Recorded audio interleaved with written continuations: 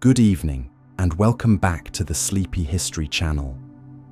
Tonight, we're not just reading history, we're peering through the veils of time into a realm where quiet endurance and unspoken suffering quietly shape the world.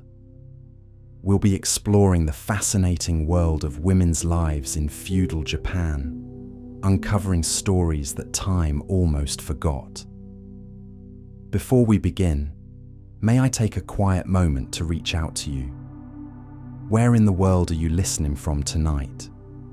Whether it's late in the evening or the start of a new day, I'm truly grateful to share a few calm minutes of your time. I always look forward to reading your comments. Hearing where you are and how these stories reach you truly inspires me. Your words often become the spark that shapes the next episode. If you're enjoying these gentle journeys through history, feel free to subscribe or share your ideas for future topics. Your voice helps keep this little corner of history alive and this community growing.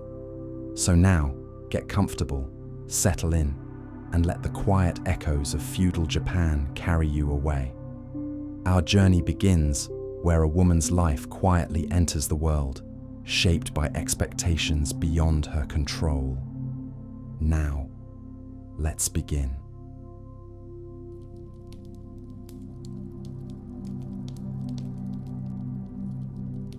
As we begin, I want you to picture yourself as a woman living in the 14th century Japan. It's hard for the modern mind to grasp just how different life was then, especially for women. With nearly every aspect of their lives tightly controlled by societal expectations, women had very little personal freedom or self-determination. From birth until death, their path was largely laid out for them, shaped by forces far beyond their control. Over the course of our time together tonight, we're going to follow in the footsteps of a typical woman as she navigates each stage of feudal Japanese life. Starting from her birth and childhood, through adolescence and marriage, into motherhood and adult family life, and finally to her twilight years. We'll see the world through her eyes. Along the way, we'll meet some remarkable real-life women who found ways to make their mark on history, despite the incredible limitations placed on them. So as you burrow deeper under the covers and feel sleep start to tug at the edges of your consciousness, let's take our first steps into feudal Japan. Breathe in deeply, breathe out slowly, and let the sounds of the present fade into the background.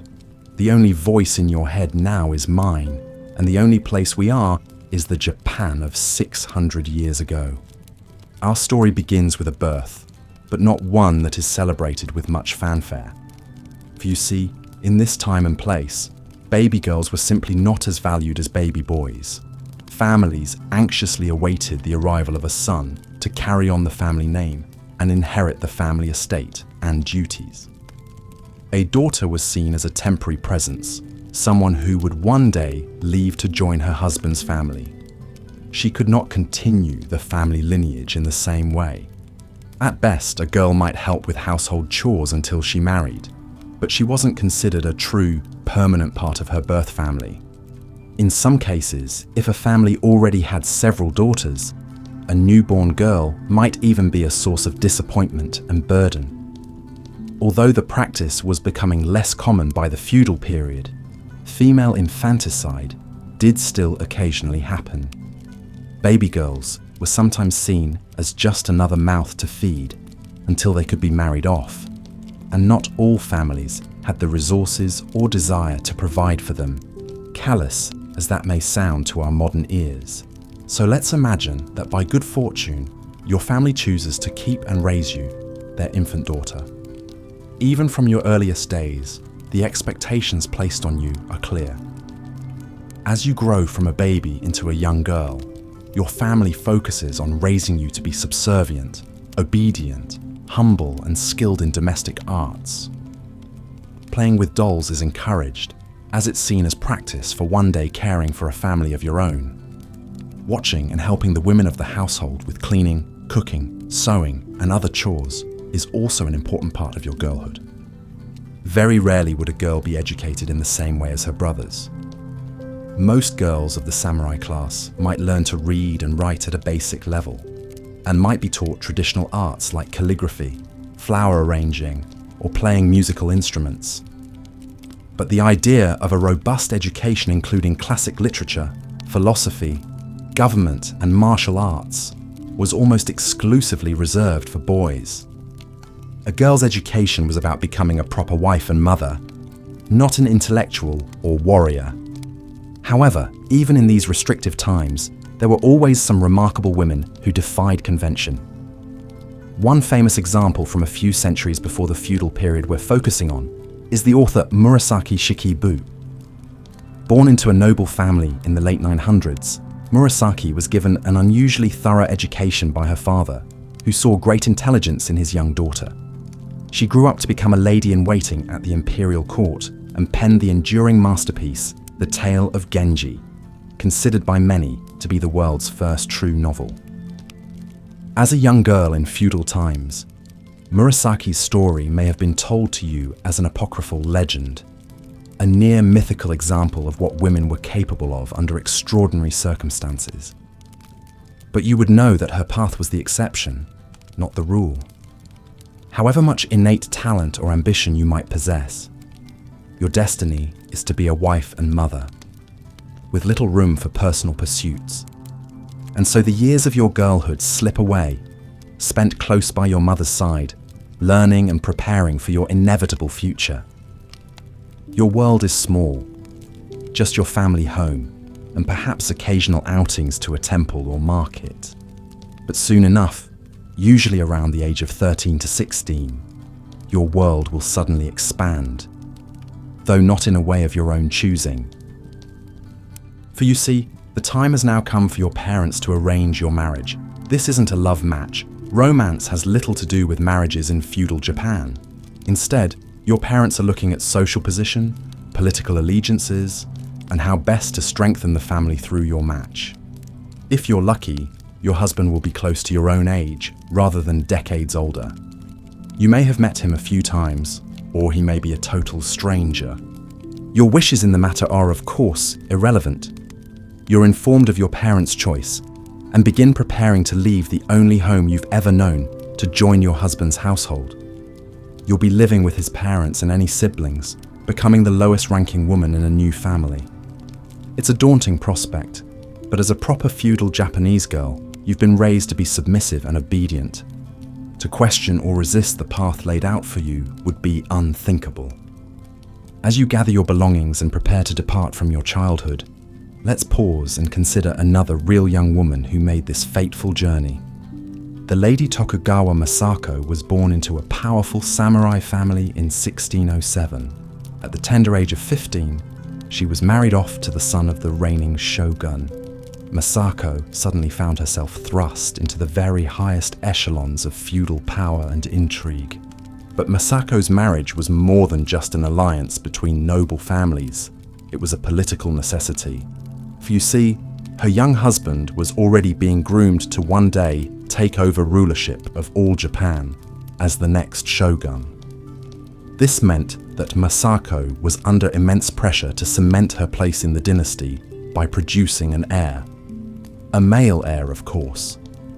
Without a son to one day inherit the shogunate, her husband's family would fall from power, and Masako herself would lose any status and security. So as Masako departed her family home, as little more than a child herself, she carried the weight of dynastic ambitions on her slim shoulders. The expectations that she quickly conceive a son were just the start of a lifetime of intense duty and scrutiny in her new role. Her major purpose in life, like every woman in her time, was to bear children. We'll explore the often harrowing realities of feudal Japanese motherhood more deeply in just a little while. But first, we turn back to you, our protagonist, as you take your first steps into marriage and away from the relative familiarity and comfort of your childhood. Dressed in your finest kimono, you take your place beside your new husband, bowing low to your new in-laws. Your old life is over now. Your role is to serve your husband's household. Your childhood home, your family, even your birth name will fade into memory. As a new bride, you're expected to quickly learn the ways of your husband's household. His mother is now your main taskmaster, critic, and teacher. She shows you how she likes the meals prepared, the correct way to wash and mend the family's clothes, the proper rituals for honoring the household's ancestors. Make a mistake, or show any hint of homesickness or resistance, and your mother-in-law will quickly scold you. You must embody the ideal of the good wife, humble, gentle, obedient, and above all, fertile. For that is the real measure of your worth in this new role, the children you'll bear, specifically the sons. You're likely to become pregnant within the first year of marriage, as your husband will visit your bed frequently. Contraception is virtually non-existent, and you have no real right to refuse your husband's sexual advances. Your body is now largely under his and his family's command. As your belly grows heavy with your first child, you continue your daily chores as a young wife for as long as you can. Hopefully, your mother-in-law will show you some kindness as your pregnancy advances, perhaps allowing you to rest a bit more or eat a little extra food. But pregnancy is not considered an illness or a handicap. You're still expected to fulfill your household duties as a woman for as long as possible. Let's turn again briefly from your story to consider another real woman who exemplified the life of the typical feudal Japanese wife. A generation or two before your time, there lived a woman named Nakano Takeko, born into a poor peasant family in the early 1600s. Takeko married a local rice farmer as a teenager and immediately set to work alongside him in the paddies, up to her knees in mud even as her children grew inside her. Over the years, Takeko bore 6 children for her husband, working in the fields before and after each birth. As a peasant woman, she didn't have the luxury of focusing solely on the home like samurai or noble class wives. No, Takeko and her husband just barely eked out a living farming their small plot of land, so her help with the backbreaking labor was crucial. 2 of her babies died in infancy, not uncommon for the time. The exhaustion and poor nutrition that were part of the peasant lifestyle made pregnancy and childbirth even more risky. And so Takeko soldiered on, like most women of her era, sacrificing her own health and comfort for the sake of her husband and surviving children. She had no other real choice or alternative path available to her.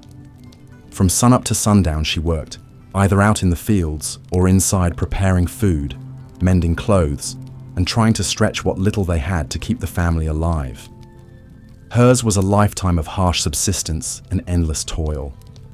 Back now to you, our protagonist, hopefully born into a slightly higher class than Takeko, but still bound by many of the same wifely expectations. As your pregnancy progresses and your delivery day approaches, you say extra prayers to Shinto kami and Buddhist bodhisattvas to protect you and your baby in the dangers of childbirth. You've heard enough whispered stories of women in your family and community dying in the process to know the risks. When your pains begin, you retreat to a special birthing room in your house. Aided by a midwife and perhaps a few other experienced women, you labor bravely but with trepidation. There's no real medical knowledge of the childbirth process in your time, so if complications arise, there's little to be done. No doctors, no hospitals, none of the interventions that could save you or your baby if things go wrong. All you can do is grit your teeth, push when directed, and hope for the best. To your immense relief, you deliver a squalling infant after many grueling hours. And to your even greater fortune and delight, the midwife announces that you've delivered a healthy baby boy on your first try. You know that your husband and in-laws will be overjoyed at the news. In their eyes, and the eyes of society, you've just proven your worth as a woman and wife. A son to carry on the family name is the greatest gift you could give your husband's household. In the coming days, as you recover from the physical trauma of childbirth, you pour your energy into nourishing and doting on your precious son. As a samurai-class wife, you're spared from returning to work immediately, instead expected to focus on baby's care. You nurse your son, swaddle him tight, sing him lullabies, and shower him with affection. Your husband too takes great joy in this new heir. If you had instead delivered a daughter, of course the family would still welcome her, but the celebrations would be a bit more muted. As you now well know, a daughter will one day leave the family to marry, while your son will stay and inherit his father's role and status. You will raise your daughter with love, yes, but also with the knowledge that you're grooming her for a life of service to her future husband, just like your mother did for you. But we don't have to dwell on that bittersweet thought, for your story includes the birth of a cherished son. As he grows from a helpless infant into a rambunctious toddler and young boy, you take great pride in caring for and shaping him. It's your duty to instill in him the virtues of your samurai class: loyalty, courage, honor, discipline. Your husband handles his formal education and martial arts training, but you're always there in the background as the loving, patient, ever-attendant mother. As your son grows, so too does your family. You give birth 4 more times over the next decade, 2 more sons and 2 daughters. Each pregnancy and delivery is as nerve-wracking as the first, but you feel more confidence in your role as a mother now. You delegate household chores to your daughters as soon as they're old enough, training them to be proper wives one day, just like your mother-in-law did for you. And so the years pass, and your children grow. Your role is still primarily in the home, focused on your offspring and keeping domestic affairs running smoothly. When your husband is away at battle or for official duties, you're in charge of the household, making sure bills are paid, servants are managed, and the family wants for nothing.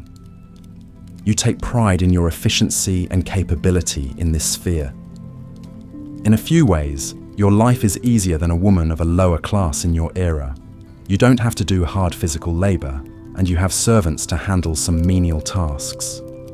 But in many ways, the life of a samurai wife is still just as restricted and circumscribed. While a peasant woman might work alongside her husband and have slightly more say in their shared life, a samurai wife is still subservient and separate from her husband's world of politics and war. All of these class differences would have been strictly regulated by law in your feudal era. Japan's class system was rigidly enforced, with rules around what each tier could wear, eat, and even how they could style their hair.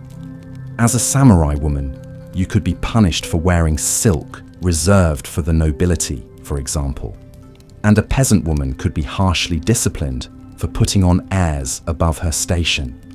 There was very little mobility between the classes, but even within the samurai class, women were second-class citizens compared to men. Sure, samurai women enjoyed a more refined lifestyle than women of lower classes, but they were still subject to the same limitations on personal freedoms, legal rights, and education. A peasant woman and a samurai woman alike could not travel freely, own property, choose their own husband, or pursue interests outside of the approved wifely arts. There were, however, always some exceptional women who managed to break the mold of the stereotypical, passive samurai wife. One famous example was Hojo Masako, who lived about a century before our feudal protagonist's time. Masako was married to the first Kamakura shogun, Minamoto no Yoritomo, and was renowned for her intelligence, bravery, and political acumen. Unlike most samurai wives who stayed meekly in the background, Masako was a key advisor to her husband, weighing in on matters of state and strategy. She was a skilled archer and even joined him on military campaigns. After his death, Masako maneuvered her family into power, making decisions in her son's name and thwarting attempted coups against her clan. While she was eventually forced to become a Buddhist nun in her later years, she continued wielding influence from the convent until her death. But Masako's level of education and involvement in politics and warfare was incredibly rare for a woman of her time. She was able to make her mark on history in part because of her unusually high status as wife of the shogun, and her force of personality that refused to stay confined solely to the domestic sphere. Her story would have certainly been known to later generations of samurai women like yourself, a tantalizing glimmer of what more your life could be if only society allowed it. But alas, for the vast majority of women in feudal Japan, Misako's path was an impossible dream. Your own path, while perhaps stable and comfortable compared to a peasant woman, is still a narrow and predetermined one.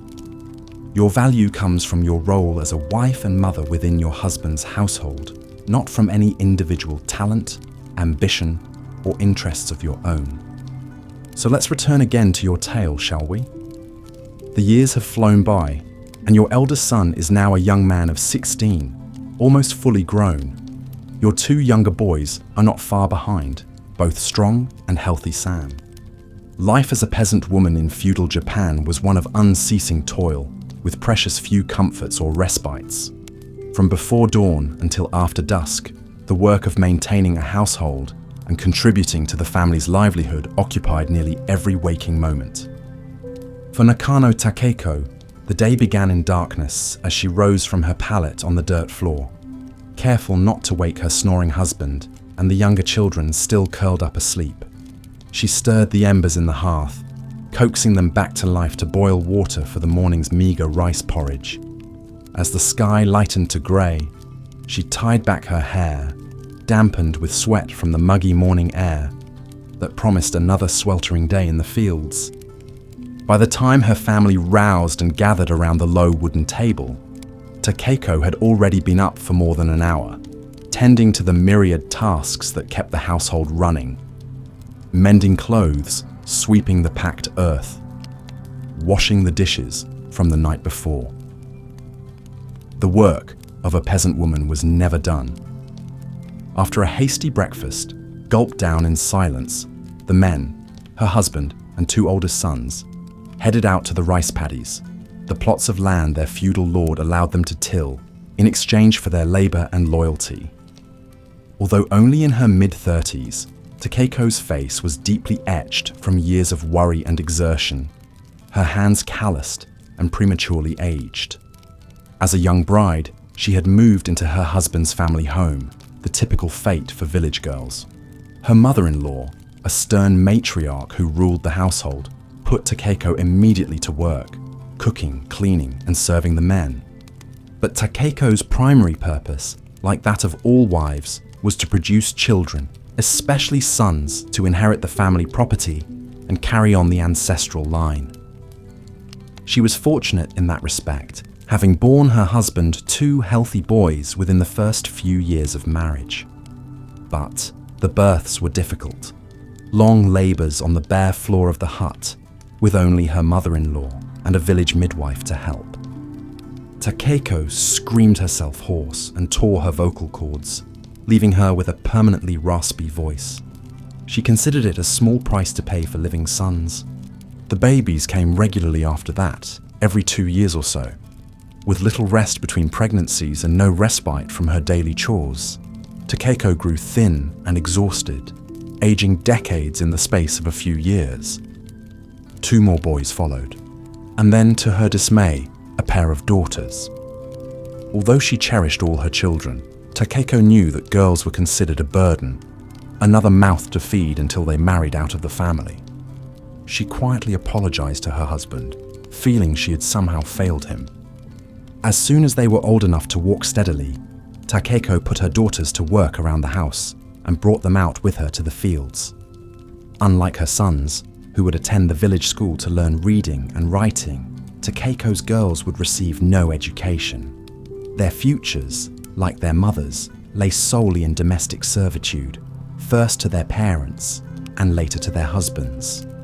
It pained Takeko to imagine such limited prospects for her bright, lively daughters, but she saw no other path for them in their rigidly structured feudal world. With the younger children in tow, Takeko spent her days bent over in the paddies alongside the men, knee-deep in the muddy water, as she helped plant, weed, and harvest, the rice crop that sustained them both physically and economically. There were no weekends or holidays, only a ceaseless cycle of planting and reaping, broken up by the occasional village festival or religious ceremony. Even when heavy with child, 𝐸𝐸𝐾𝐲's work continued unabated. She muffled her groans of pain as she crouched over the rows of rice seedlings, her belly swollen and straining against her rough cotton kimono. Squinting into the harsh sun glinting off the paddies, 𝐸𝐸𝐾𝐲 blinked away the sweat and tears that mingled freely on her face, feeling the child roil inside her as if in protest of its constricted, laborious confinement. Thoughts of her unborn baby filled 𝐸𝐸𝐾𝐲 with an overwhelming mix of emotions. Hope that it would be another healthy son to bring pride to the family. Fear of complications or a difficult birth without even rudimentary medical help. A touch of bitter resignation at the realization that her own life would be cut short by these repeated pregnancies and deliveries, an almost inevitably fatal burden in an era of sky-high maternal mortality. As the sun gradually sank over the lush green patchwork of the rice fields, 𝐸𝐸𝐾𝐲 straightened up painfully, pressing one dirt-caked hand to the small of her back, where the ache was sharpest. She gathered her daughters who had spent the day chasing away hungry birds from the grain, and began the slow trudge back to the village, empty baskets balanced precariously on her head. Behind her, 𝐸𝐸𝐾𝐲's husband and sons shouldered their tools, staring resignedly at their feet. Nobody spoke. The work itself was so exhausting that conserving energy for conversation was an unfamiliar luxury. In any case, 𝐸𝐸𝐾𝐲 reflected, what was there to discuss? Their lives were circumscribed by the never-ending struggle to coax enough food from the land to fill their bellies and pay their taxes. Season after season, year after year, with no variation or respite, only the numb, mute rituals of survival. Back inside the close confines of the family's hut, 𝐸𝐸𝐾𝐲 kindles the cooking fire again and begins preparing the evening meal. As the rice pot bubbles and the pickled vegetables are laid out, she assembles the entire family around the low table, deferentially serving her husband and sons first, before sitting down to her own supper. In the smoky dimness, 𝐸𝐸𝐾𝐲 surveys her family, the flame light flickering over their tired faces. With a stab of melancholy, she dwells for a moment on the daughter she will never know, the one she miscarried in the fields years before, expelling a gush of blood and tissue into the uncaring mud.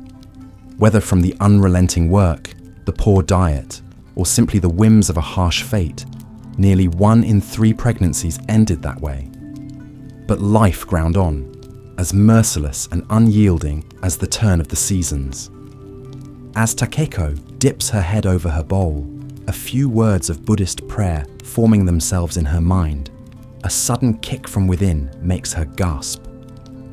The child lives, impatient for its own entrance into the world. She rubs a hand over her distended belly, trying to soothe the restless spirit inside her. Boy or girl, samurai or peasant, its life will be molded by the same immutable forces that constrain her own: tradition, obligation, and unrelenting labor. The feudal system grinds on, shackling each new generation to the well-worn grooves of the past. And for the women of 𝐸𝐸𝐾𝐲's village, and countless others like her throughout Japan, their individual lives are subsumed in the greater imperative to bear the children, tend the home fires, and help fill the rice bowls that feed the nation. In the face of such intractable gender roles, their personal hopes and dreams are as insubstantial as wisps of smoke curling up from the cooking fire, soon extinguished. As her family finishes the meal in the customary silence, 𝐸𝐸𝐾𝐲 gathers up the empty bowls with a weary sigh. The baby has settled, but the dull ache in her lower back persists, a physical manifestation of the ceaseless grind of her existence. She allows herself the briefest of fantasies, imagining for a moment a life free of the endless cycle of pregnancy and drudgery. But such thoughts are quickly banished, replaced by a surge of shame. To yearn for something beyond her prescribed role is a betrayal, an abdication of the responsibilities that have been drummed into Takeiko since birth. She is a wife, a mother, a daughter-in-law. Her own desires are irrelevant.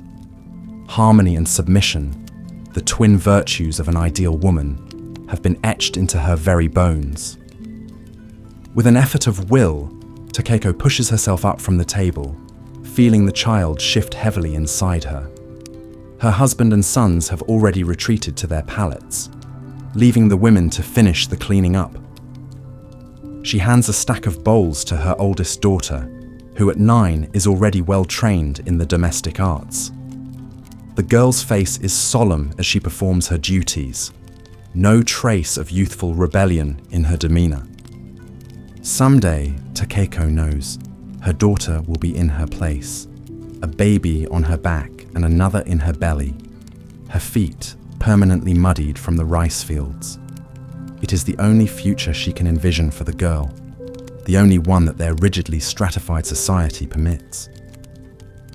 The thought brings a pang of regret, but no real surprise. As the last embers fade in the hearth and the humid darkness presses in from all sides, Takeiko sinks down onto her thin pallet, easing her aching body into a reclining position.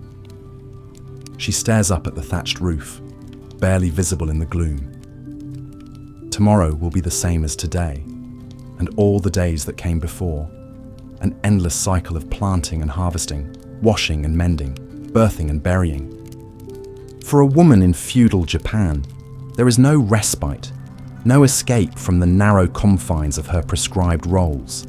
The seasons may turn and the years may pass, but the rhythm of her life remains as unchanging as the tide.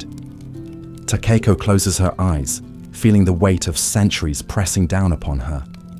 In the moments before sleep claims her, she sends up a silent, futile prayer, not for herself, but for the generations of women yet to come, that they may someday know a life beyond the paddies and the cooking fires, a life of their own making.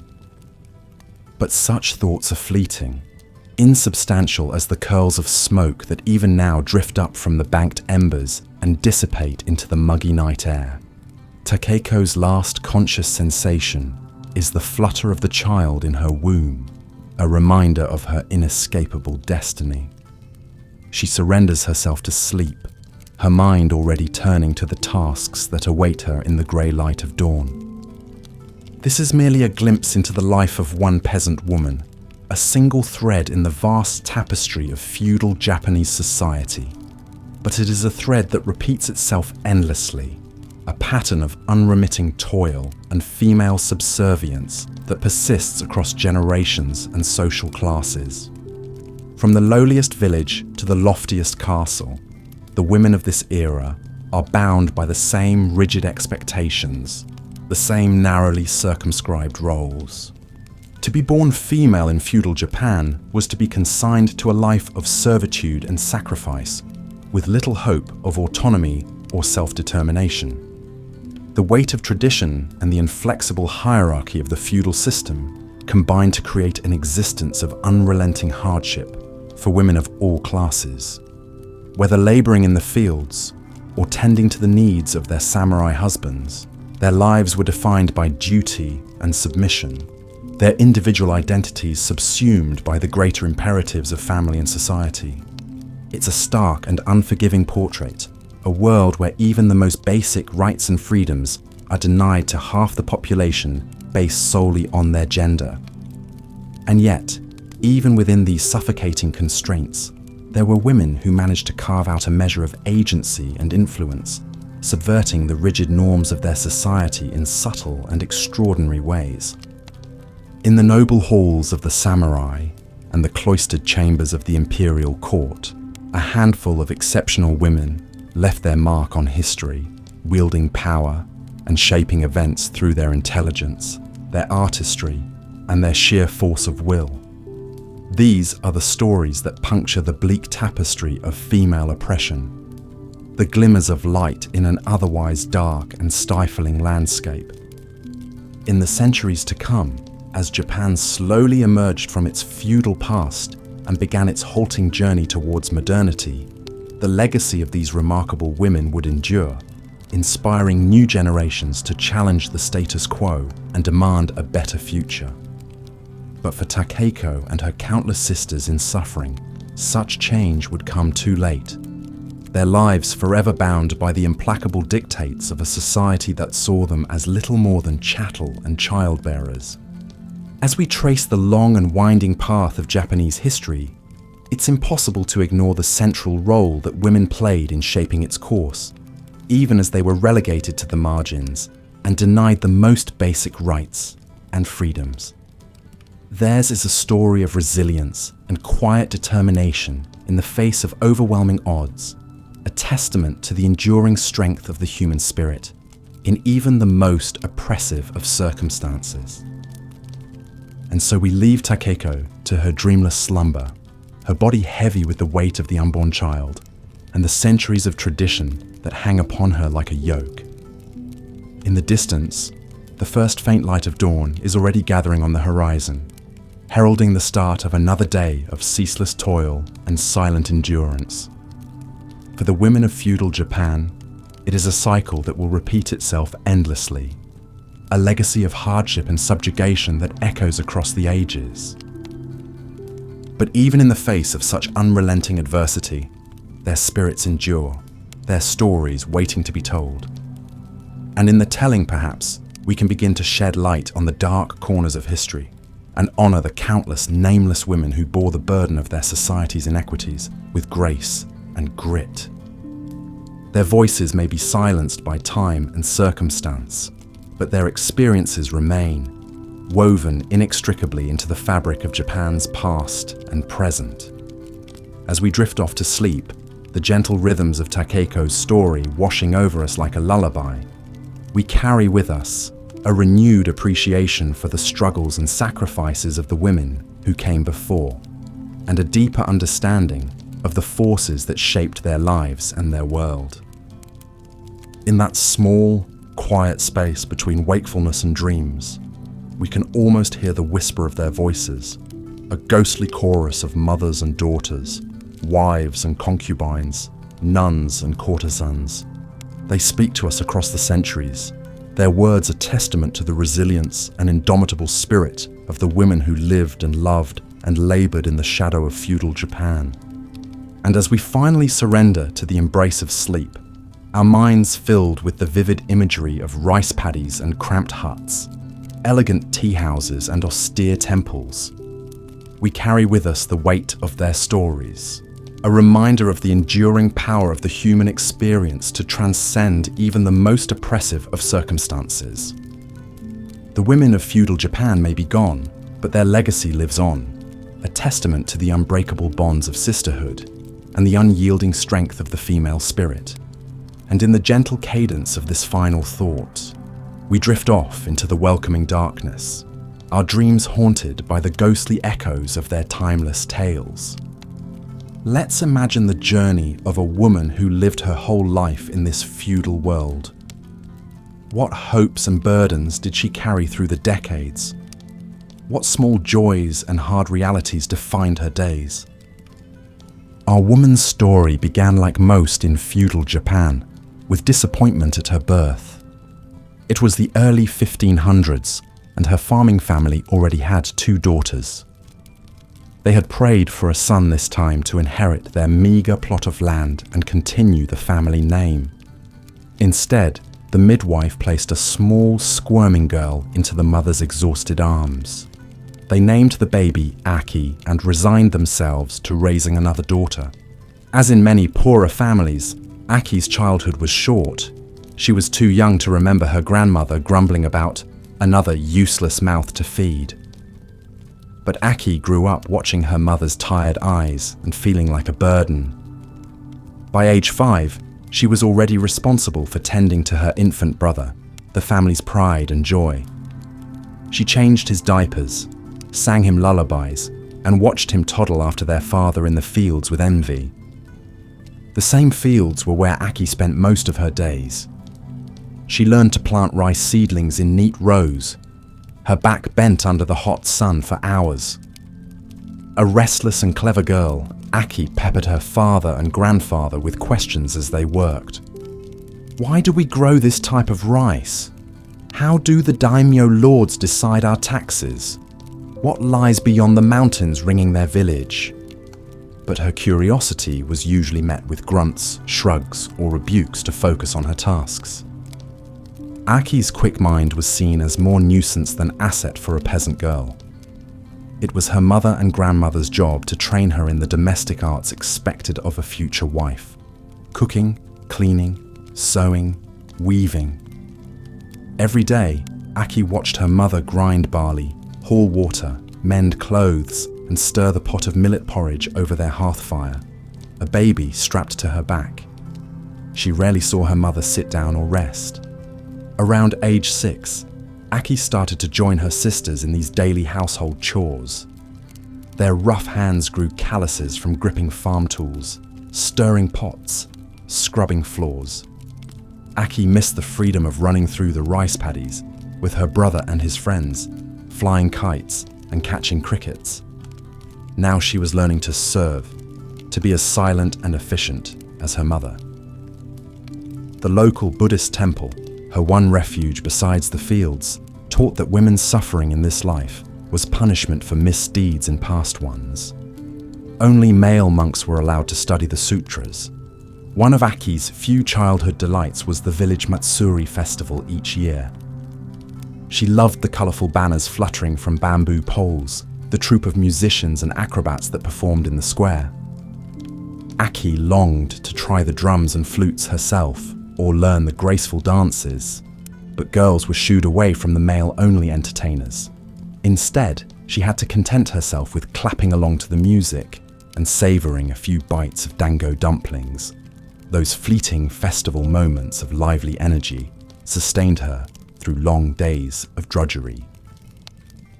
As 𝐴𝐾𝐬 entered adolescence, her mother began to eye her appraisingly, judging if she was ready for marriage. 𝐴𝐾𝐬's belly tightened with dread when she overheard her father speaking with the village matchmaker. She knew that marriage meant leaving her family forever to join her husband's household. The very word 𝐬𝐿 for wife meant one who lives in another place. 𝐴𝐾𝐬 prayed she would be matched with a kind husband, not a cruel one who would beat her as some men did their wives. She had no say in the matter.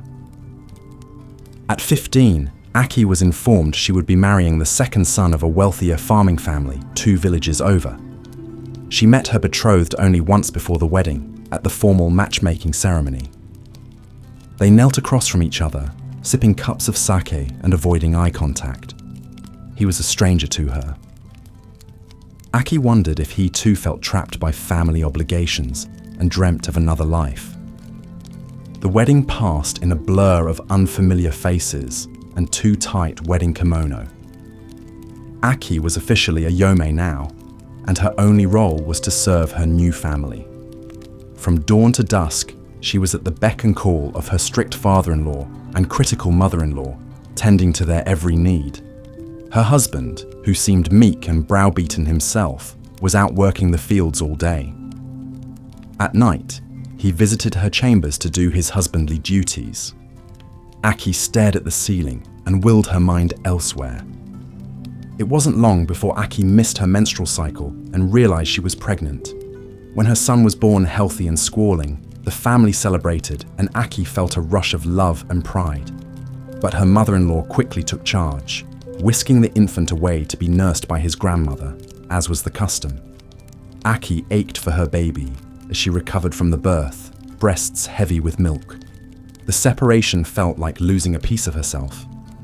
As more children followed over the years, including 3 daughters, 𝐴𝐾𝐬 grew to accept her lot in life.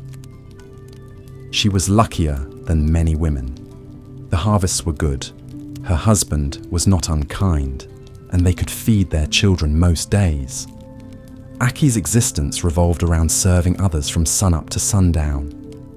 She hauled water from the village well, pounded mochi rice cakes till her arms ached, and stitched indigo-dyed cotton clothes for the family. In rare breaks, she caught up on village gossip with other wives and snuck her children sweets when the grandparents weren't looking. 𝐼𝐸 took solace in the little joys and rituals that marked the passing seasons. The cherry blossom picnics in spring, the Star Festival in summer, the harvest celebrations in fall, the New Year dishes in winter. She saved tales and wisdom to pass on to her daughters, knowing the constraints they would face in this society. They could not inherit land, learn to read or choose their fates, but they could find meaning in small freedoms and the bonds between women. 𝐼𝐸 fretted over their marriages and safety as her hair greyed and her own marriage settled into companionable silence. In her 50s, 𝐼𝐸 was considered an old woman. She had been fortunate to survive the dangers of multiple childbirths. Now a widow, she finally held some authority in the family as a mother-in-law herself. But her body was worn out from decades of toil. 𝐼𝐸's aching joints and cloudy eyes turned her attention inward. She thought often of the Pure Land, the Buddhist paradise that supposedly awaited her. Reciting the Nembutsu prayer on her juzu beads brought some peace. When the clan wars reached their village and she had to flee with her children and grandchildren, 𝐼𝐸 realized how fragile their lives had always been. She found herself depending on her son and grandson for survival now. They resettled and rebuilt, replanting fields and repairing thatched roofs. 𝐼𝐸 did not live to see her youngest granddaughter, a bright and defiant girl, learn to write in secret from a monk who took pity on her. But she would have recognized that restless curiosity, that yearning for a bigger life. 𝐼𝐸's story was one of quiet endurance through a lifetime of duty and drudgery, but it was also stitched through with moments of beauty, laughter, love, humanity shining through the hardships. She left no record of her inner world, like most common women of her era, but she was a link in a chain of mothers and daughters stretching back through the centuries in feudal Japan. They bent like reeds but were never broken. Over generations, some of these women found ways to push at the edges of their constraints. A few rebelled openly, taking up arms or shaving their heads to join monasteries. Others subverted expectations more subtly, as artists and writers, or merchants and innkeepers. Quietly, they shaped the consciousness of their society and passed on a legacy of resilience. 𝐼𝐸 could not have imagined the very different life of an ordinary Japanese woman today, one with education, careers, choices her era could not dream of. But she and all the forgotten foremothers made those futures possible through their uncelebrated fortitude. In pondering their stories, perhaps we can draw on some of that strength in our own challenging times and plant seeds of change in our turn. The river of history flows on, carrying us all in its current. And women continue to reshape it in ways big and small. Life in feudal Japan was a constant struggle for survival, and this was especially true for women. While men faced their own hardships and challenges, the weight of societal expectations, rigid gender roles, and lack of personal freedoms created a particularly difficult existence for females from all walks of life. From the moment a girl was born, her life was shaped by the fact that she was seen as less valuable than a male child. Many families hoped for sons to carry on the family name and to provide for them in their old age. Daughters were often seen as a burden, just another mouth to feed until they could be married off. In some cases, if a family had too many girls, they might even resort to the desperate act of female infanticide, although this practice was becoming less common by the feudal period. For the girls who did survive, their upbringing was focused on preparing them for their eventual roles as wives and mothers. From a young age, girls were taught to be subservient, obedient, and skilled in domestic tasks like cooking, cleaning, and sewing. They were expected to be soft-spoken, demure, and to always defer to the men in their lives. There were a few exceptional cases of girls who managed to get a more well-rounded education, usually because they came from wealthy or influential families. One famous example is Murasaki Shikibu, who lived in the late 10th and early 11th centuries. she was able to receive the kind of education normally reserved for males, studying Chinese classics and Buddhist scriptures. Murasaki went on to become a lady-in-waiting at the imperial court and wrote The Tale of Genji, considered the world's first novel and a masterpiece of Japanese literature. But for the vast majority of girls, the opportunity to learn and expand their minds was simply out of reach. As girls reached adolescence, usually around the age of 13 to 16, they were considered ready for marriage. Marriages were almost always arranged by the parents, with little or no input from the young bride herself.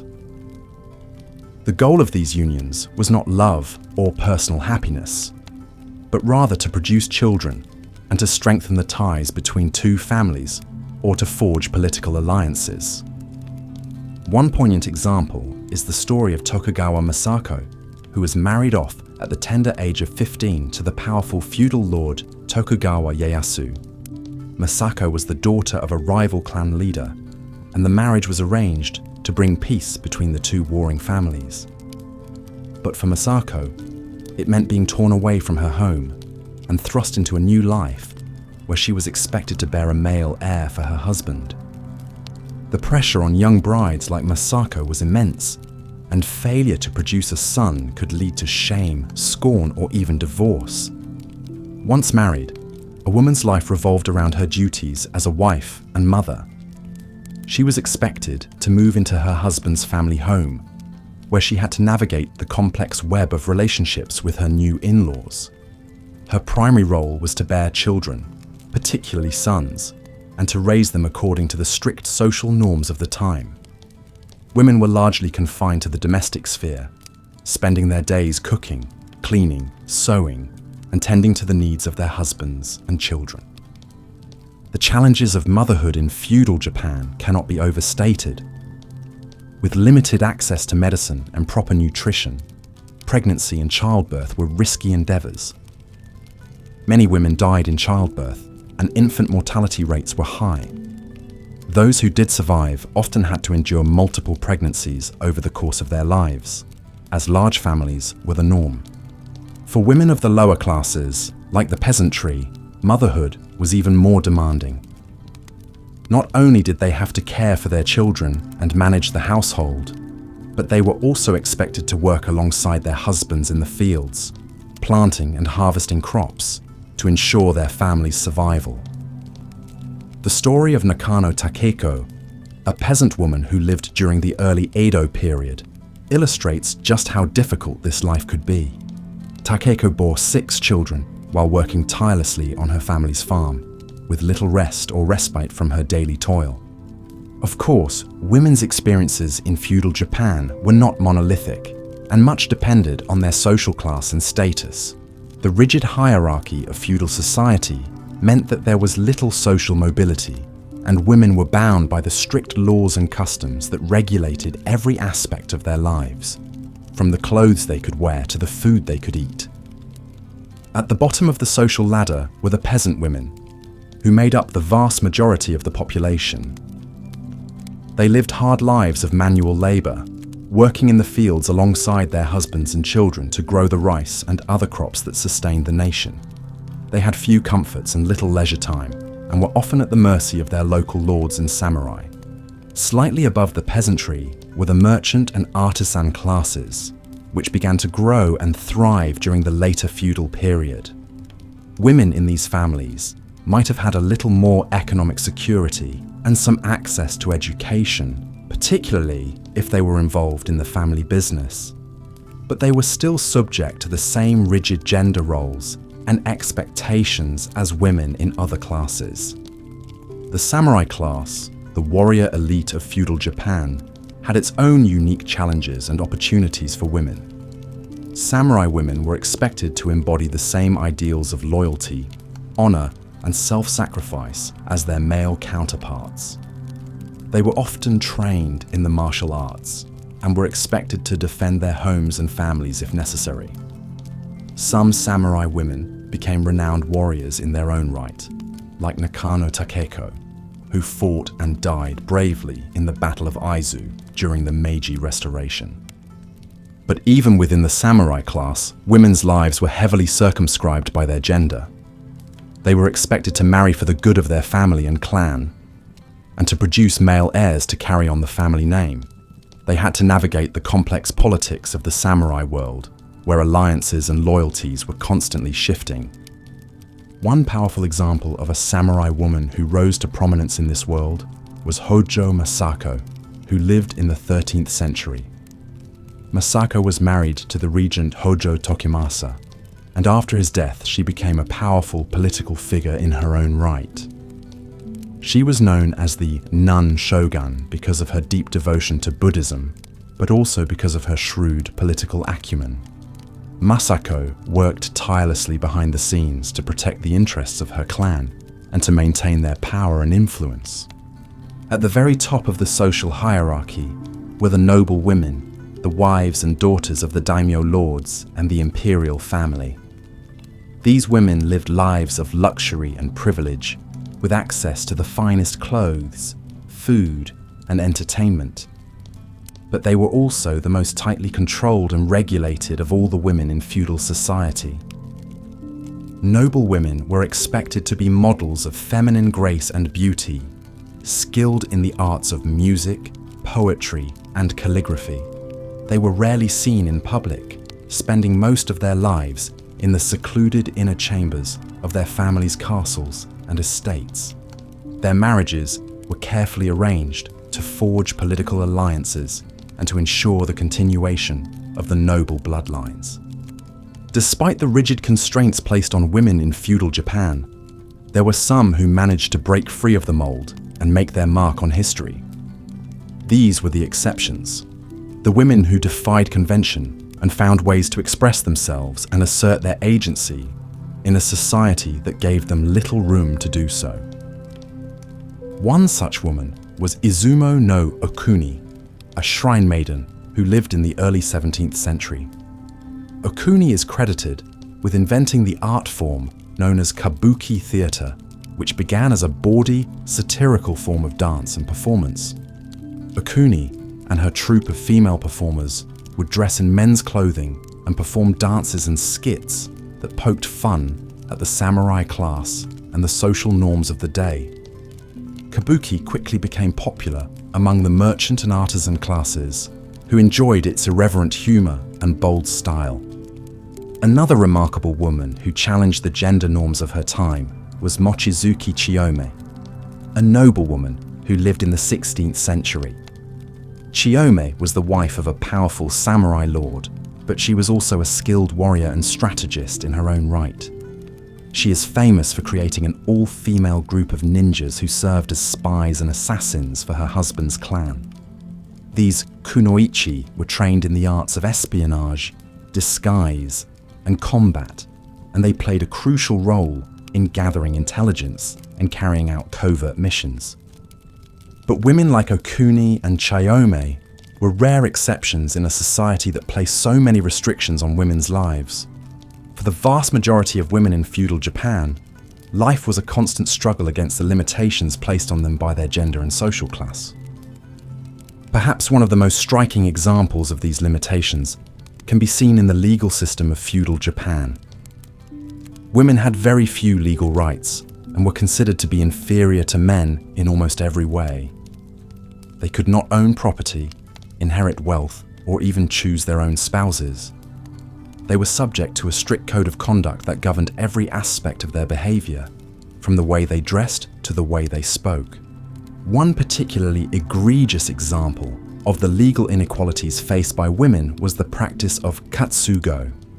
This was a form of punishment in which a woman could be beaten or even killed by her husband or father for perceived offenses like infidelity or disobedience. Men, on the other hand, were free to take concubines and engage in extramarital affairs without fear of legal consequences. The fact that women had so few legal protections made them vulnerable to abuse and exploitation at the hands of men. Divorce was only allowed in cases where the wife was deemed to be at fault, and even then, the process was heavily biased in favor of the husband. Women who were divorced or widowed often had no means of supporting themselves and were forced to rely on the charity of male relatives or to turn to prostitution to survive. Despite these grim realities, there were some small glimmers of hope for women in feudal Japan. Some lords and samurai recognized the injustice of the system and took steps to protect the women under their care. One notable example was the daimyo Uesugi Kenshin, who ruled over a province in the 16th century. Kenshin was known for his enlightened policies towards women, which included prohibiting the practice of katsugo and providing education and training for girls in his domain. But these were small victories in a society that was fundamentally stacked against women. The prevailing attitudes towards gender were deeply ingrained in the culture and reinforced by the major religious and philosophical traditions of the time. Buddhism, which had been introduced to Japan in the 6th century, taught that women were inherently inferior to men and that they were more prone to sin and desire. Women were seen as a hindrance to men's spiritual enlightenment, and many Buddhist texts warned against the dangers of attachment to women. Shinto, the native religion of Japan, also had a complex and often contradictory view of women. On the one hand, Shinto mythology celebrated powerful female deities like Amaterasu, the sun goddess, and the idea that women's bodies were sacred temples. But on the other hand, Shinto beliefs also perpetuated the idea that women were spiritually unclean, particularly during menstruation and childbirth. These religious and cultural beliefs had a profound impact on the way that women were treated in feudal society. They were used to justify the strict social hierarchy and the limitations placed on women's freedoms and opportunities. And they created a culture of shame and secrecy around women's bodies and experiences. One particularly pernicious example of this was the practice of 𝐒𝐥𝐞𝐞𝐩, or spiritual pollution. Women were believed to be inherently impure, particularly during menstruation and after childbirth. They were often secluded in separate rooms or huts during these times, and were forbidden from participating in religious ceremonies or entering sacred spaces. This belief in women's impurity also had practical consequences for their daily lives. Women were often banned from certain occupations, like brewing sake or preparing food for religious festivals, because of the fear that they would contaminate the products with their impurity. And in some cases, women were even blamed for natural disasters or crop failures, as their perceived impurity was thought to anger the gods. Despite these deeply ingrained beliefs, there were some women in feudal Japan who found ways to challenge the status quo and to assert their spiritual authority. One such woman was the Empress 𝐒𝐿, who lived in the 8th century. 𝐒𝐿 was a devout Buddhist who used her position as empress to promote the religion and to establish temples and nunneries throughout Japan. 𝐒𝐿 was particularly concerned with the welfare of women and the poor. She established a number of charity hospitals and refuges for women who were fleeing abusive marriages or who had been widowed or abandoned. She also donated large sums of money to support women who had taken vows as Buddhist nuns, and she encouraged other noble women to follow her example. But even a woman as powerful as 𝐒𝐿 could not completely escape the limitations placed on her by her gender. She was still expected to fulfill her duties as a wife and mother, and she faced criticism and opposition from some quarters for her religious and charitable activities. As women aged and reached the later stages of life, they faced new challenges and limitations. By the time a woman reached her 40s or 50s, she was considered to be old in feudal society, and her role changed accordingly. Many women of the peasant class, who had labored hard in the fields alongside their husbands and children, found themselves widowed and without support in their later years. They might have to rely on their sons or other male relatives to provide for them, or they might turn to begging to survive. Women of the merchant class, who had spent their lives working in their husbands' shops and businesses, often face similar challenges. If their husbands died before them, they might be left without a source of income or a means of support. Some widows were able to continue running the family business, but they often faced discrimination and obstacles from male competitors and customers. For samurai women, the later stages of life might bring a different set of challenges. Many samurai women outlived their husbands, who often died young in battle or from illness. These women were expected to maintain the family honor and to carry on the samurai legacy, even as they grieved the loss of their husbands and sons. One such woman was Hojo Masako, the nun shogun who wielded political power throughout her life. After the death of her husband, Masako took vows as a Buddhist nun and retired to a temple. But she continued to be involved in the political intrigues of the time, using her influence to protect the interests of her clan. For some women, the later stages of life brought a sense of freedom and opportunity. They might become nuns or devote themselves to religious practices, finding solace and meaning in their faith. They might go on pilgrimages to holy sites or sponsor the construction of temples and shrines. But for many women, the end of life was a time of loneliness, hardship, and dependence. They had to rely on the goodwill of their male relatives or the charity of strangers to survive. And they faced the prospect of illness and infirmity without the benefit of modern medicine or care.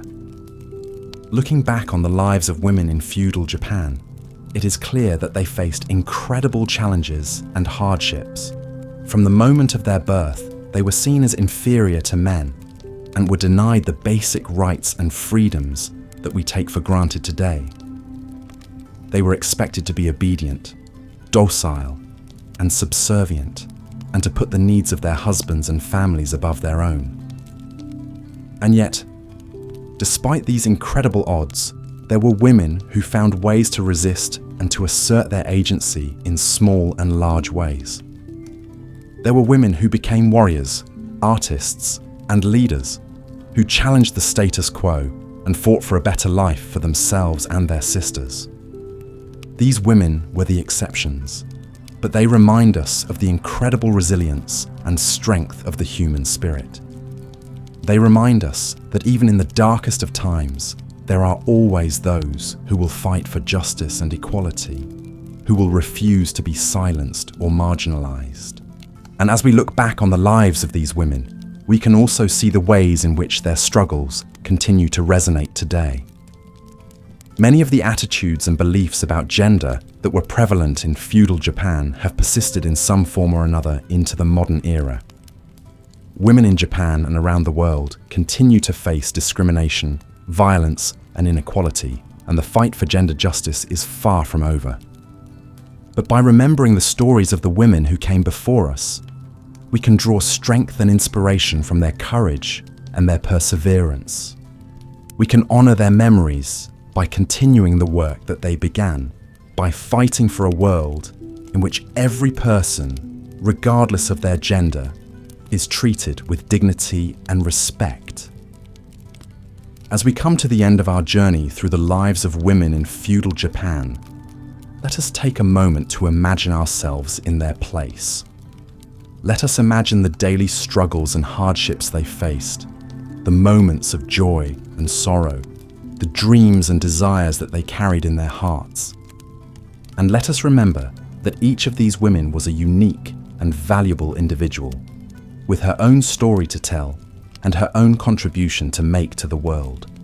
Let us honor their memory by telling their stories, by keeping their legacies alive, and by working to create a world in which every woman can live a life of dignity, freedom, and fulfillment. As we've seen, the life of a woman in feudal Japan was shaped from birth by strict gender roles and societal expectations. For a girl born into a samurai family, her destiny would be tied to the fortunes and affairs of her clan. One such woman was Hojo Masako, born in 1156, into the powerful Hojo clan. As the daughter of a wealthy samurai lord, Masako enjoyed a privileged upbringing. but also faced immense pressure to conform to the ideals of a proper samurai wife. She would be a key political player in the tumultuous world of feudal Japan.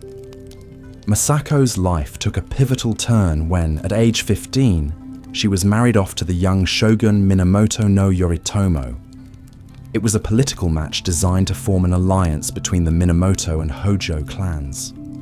Masako dutifully moved into her husband's household and took on the role of a samurai wife, managing the estate, entertaining guests, and most importantly, bearing an heir to carry on the family name. As the wife of an ambitious warlord, Masako found herself at the heart of the struggle for power in feudal Japan. When her husband Yoritomo established the Kamakura shogunate in 1192, Masako became the most powerful woman in the nation. She embraced this role, serving as a trusted advisor to Yoritomo and helping him govern his domain. But Masako's true test came after Yoritomo's sudden death in 1199. With her two young sons next in line to become shogun, Masako fought fiercely to protect their claim against rival clans. She maneuvered her father and other male relatives into key government positions, ensuring the Hojo clan's dominance. When her eldest son proved to be an ineffectual ruler and was assassinated, Masako installed her younger son as a puppet shogun, ruling in his name. For over 20 years, Masako was the de facto ruler of Japan, making decisions in all military and political matters. She navigated the cutthroat world of feudal power politics with skill and ruthlessness, eliminating rivals and suppressing rebellions. Masako's story shows how some exceptional women could wield influence in feudal Japan, even as wives and mothers confined to the private sphere. But even a woman as powerful as Masako couldn't escape the strictures and tragedies of her time. She endured the deaths of multiple children and grandchildren, some by assassination. And despite her political acumen, as a woman she always had to rule through male figureheads, first her husband, then her sons. In her later years, Masako took the tonsure and became a Buddhist nun, as many noble women did in old age. She retired to a temple, but still continued to influence Hojo clan politics from behind the scenes until her death at age 69. Her legacy is that of a formidable woman who tenaciously seized and wielded power in a man's world, shaping the course of Japanese history. For ordinary women in feudal Japan, life was much more limited and precarious than for a noblewoman like Masako. A peasant woman's lot was one of hard labor and childbearing, with few comforts or respites. Imagine a farmer's wife in a small rural village sometime in the 14th century. To give her a name, let's call her May. May likely married in her mid-teens to a husband chosen by her father.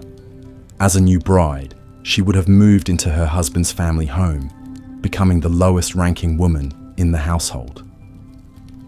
May's daily life revolved around an endless cycle of domestic and agricultural chores. She rose before dawn to prepare the morning meal, served her husband and in-laws first, and ate only their leftovers. She spent her days planting and weeding in the fields, tending the vegetable garden, mending clothes, cleaning, and hauling water. In the evenings, she cooked and served dinner, and might do some spinning or sewing by lamplight before bed. As taxing as this regimen was, May's most important duty was to bear children, especially sons to inherit the family plot. She likely gave birth every 2 or 3 years, with little rest from her labours. Many of her babies probably perished in infancy from malnutrition or disease. May herself might have died young from complications of pregnancy or the sheer physical toll of her hardships. If she survived, May had little to look forward to in old age, especially if she was widowed with no sons to support her. She might hope her decades of toil would earn her a slightly higher status in the household as a mother-in-law, but she would remain dependent on her male kin. May and millions of peasant women like her were the largely unseen and unsung bedrock of feudal Japanese society. While histories acclaimed the deeds of male samurai and shoguns, it was the grueling labor of peasant women that sustained the nation's agrarian economy. Their sacrifices and suffering were taken for granted in a social order that saw women's subordination as natural and necessary. Of course, not all women in feudal Japan were wives and mothers. Some found ways to live outside of conventional family roles, even if these paths came with their own hardships. In the pleasure quarters of cities like Edo and Kyoto, some women worked as courtesans, entertainers, and geisha. While this profession offered more independence than marriage, it still functioned within a strict hierarchy controlled by men. Successful courtesans might wield a degree of influence by charming and advising powerful clients, but they remained vulnerable to exploitation and abuse. Other women opted for a religious life, becoming nuns in Buddhist temples. This was one of the few escapes from marriage available to women. As nuns, they could devote themselves to study and spiritual practice, and some gained respect as teachers or abbesses. However, they had to cut all ties with their families, shave their heads, and live with the stigma of celibacy in a society that prized fertility.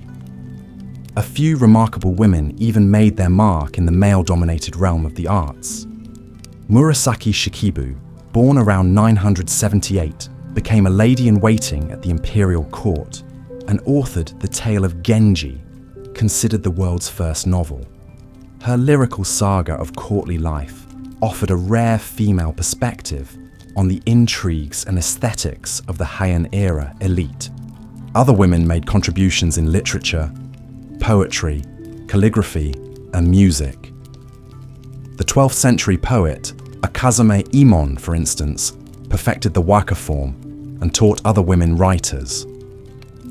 These artistic pursuits were still practiced within the constraints of court life, where women's voices were often marginalized or appropriated by men. But they testify to the indomitable creativity and intellect of women who found ways to express themselves within suffocating limitations. As the feudal era progressed into the Edo period, the status of women gradually became even more restricted. Neo-Confucian ideas, which stressed strict gender roles and female subservience, gained dominance. The ideal of the good wife, wise mother, who was totally devoted to serving her husband and children, became more deeply entrenched. Paradoxically, economic growth and urbanization made life somewhat easier for many women, with a bit less material deprivation. But this was offset by the solidifying of a patriarchal system that increasingly confined women to the narrowest of spheres and the heaviest of expectations. By the dawn of the modern era in the late 19th century, Japanese women would find themselves grappling with a legacy of subordination and limitation that was in many ways more rigid and codified than ever before. The road to greater freedoms and gender equality would be a long and arduous one, built on the resilience of generations of women who survived in a male-dominated world. So as we ponder the incredible challenges faced by women in feudal Japan, we can take a moment to appreciate their strength, resourcefulness, and dignity in an era that granted them so little. From the unsung peasant wife to the influential noblewoman, from the cloistered nun to the expressive artist, each woman navigated the cruel constraints of her circumstances in her own way. Their stories deserve to be remembered and honored, not just as a dark chapter in history, but as a testament to the unbreakable spirit of women through the ages. Though long denied a voice of their own, the women of feudal Japan still speak to us today of the timeless struggle for autonomy, respect, and self-determination. In listening to their stories, we keep their memories alive and carry forward their legacy of resilience. And so, as we drift off to sleep, let us hold a space of contemplation for these remarkable women of a distant time and place, who endured so much hardship and yet managed to leave their indelible mark on history. May their fortitude and grace continue to inspire us in our own struggles and triumphs across the ages. Through their fortitude and resilience, some women managed to carve out meaningful lives and even exert influence within feudal Japan's patriarchal confines. One such remarkable figure was Hojo Masako, born in 1156 to a powerful samurai family. At age 13, she was married off to the rising warlord Minamoto no Yoritomo in a political alliance typical of her class and era. As Yoritomo's wife, Masako was expected to serve her husband, bear his heirs, and dutifully manage the household. She did all this and more, quickly proving herself to be intelligent, resourceful, and politically astute. When Yoritomo was away on military campaigns, Masako ably governed in his stead, advising on clan strategy and even mustering defense forces when needed.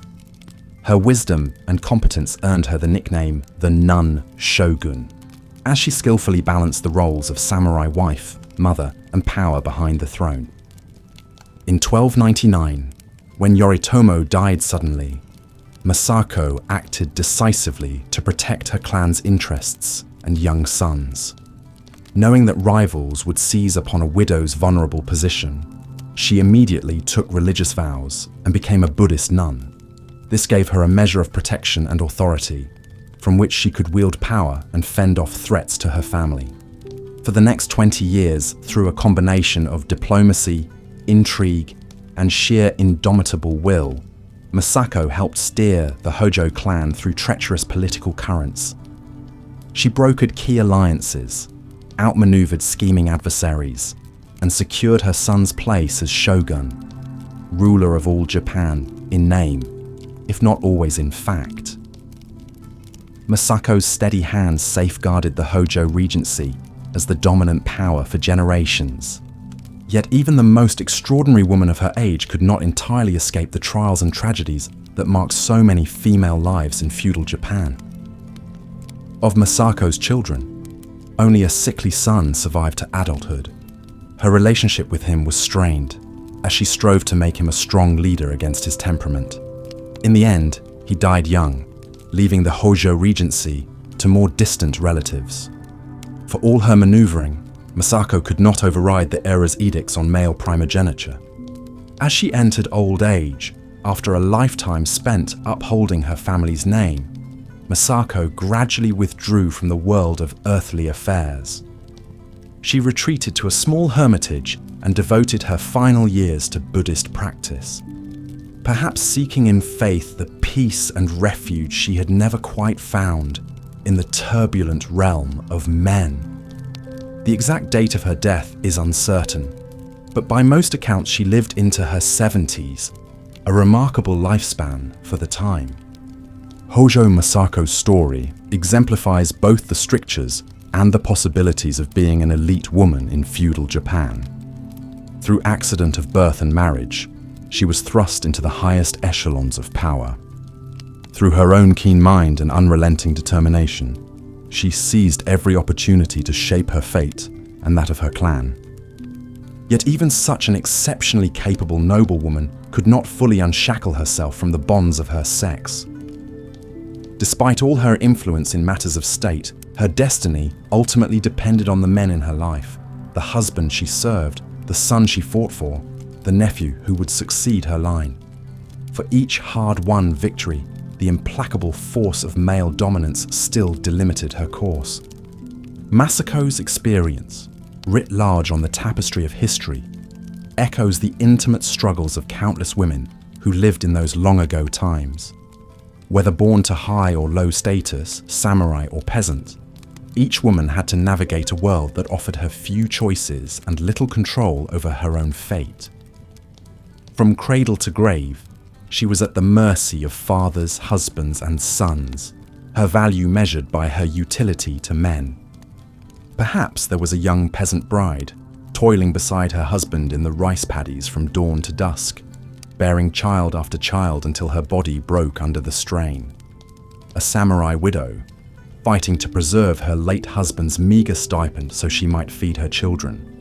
A low-ranking concubine, scheming to secure her position in a noble household lest she be cast out to fend for herself. In ways great and small, every woman had to find her own path through the maze of obligations and expectations that hemmed her in on all sides. Yet it would be a disservice to remember these women only as passive victims of their circumstance. Within the narrow confines of their prescribed roles, they nonetheless found ways to carve out lives of meaning and purpose. They planted rice, wove silk, and raised children. They formed friendships, fell in love, and grappled with heartache. They prayed to the gods and Buddhas, seeking solace and strength in the face of hardship. In the tapestry of their daily lives, woven out of myriad small joys and sorrows, these women quietly shaped the course of history, even as it pushed them to the margins. To be a woman in feudal Japan was to inhabit a world that offered little in the way of freedom or agency. It was a world of strict hierarchies and unyielding expectations, where a woman's worth was measured by her obedience and her fertility. It was a world where even the most brilliant and ambitious woman could only wield power from behind the scenes, forever dependent on the whims of men. Yet it was also a world where women found ways to endure and even thrive, in defiance of the many forces arrayed against them. Through their resilience, their ingenuity, and their quiet strength, they left an indelible mark on the fabric of their society, even as their names and deeds were so often erased from the official record. As we look back across the centuries, it is easy to see only the oppression and injustice that constrained the lives of these long-ago women. But we must also remember their humanity, their tenacity, and their indomitable spirit in the face of adversity. In the end, their story is not just one of subjugation, but of survival, a testament to the enduring power of the human will to find meaning and beauty, even in the most unforgiving of circumstances. So let us remember the women of feudal Japan, not just as victims of their time, but as the heroines of their own unsung epics. Let us honor their struggles and their triumphs, their sorrows and their joys. And let us carry their memory with us as a reminder of the indomitable resilience of the human spirit, which endures and flourishes even in the darkest of times. As we drift off to sleep, let us dream of those long-ago women who lived and loved and fought and died in a world so different from our own, yet so achingly familiar in its essential humanity. Let us hold their stories in our hearts as a testament to the enduring strength and courage of women across the ages. And let us carry their memory with us into the dawn, as a reminder that even in the face of the greatest adversity, the human spirit will always find a way to shine through. As the strict hierarchy of feudal Japanese society solidified over the centuries, so too did the subservient position of women become more entrenched. The highly patriarchal system left women with very few rights, protections, or opportunities for self-determination. Their legal status was barely above that of property or chattel, first under the control of their fathers, then their husbands, then their sons. From birth, girls were considered less valuable than boys. While the practice was already declining by the feudal era, female infanticide, the killing of newborn baby girls, still occurred in some families, especially poor rural households that couldn't afford more children or strongly desired a male heir. The ideal family was thought to have 3 daughters and 5 sons. But even for girls who were welcomed into the world, a difficult path lay ahead. They were raised to be subdued, obedient, and focused on domestic duties to prepare them for marriage, their overwhelmingly likely fate. Unlike their brothers, girls didn't typically receive a formal education in reading, writing, or academic subjects. A notable exception was Murasaki Shikibu, who was born into the cultured Fujiwara clan around 973 AD during the Heian period.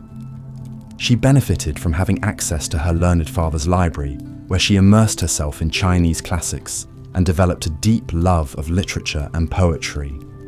in a society where women were often discouraged from reading too much, lest they become insolent, Murasaki's erudition was highly unusual. Her literary talents blossomed at court, where she served as a lady-in-waiting. During the long stretches of idle hours, Murasaki began writing the sprawling novel that would become her magnum opus, The Tale of Genji. The story of the shining Prince Genji and his many lovers was a witty, perceptive, thinly veiled critique of aristocratic life.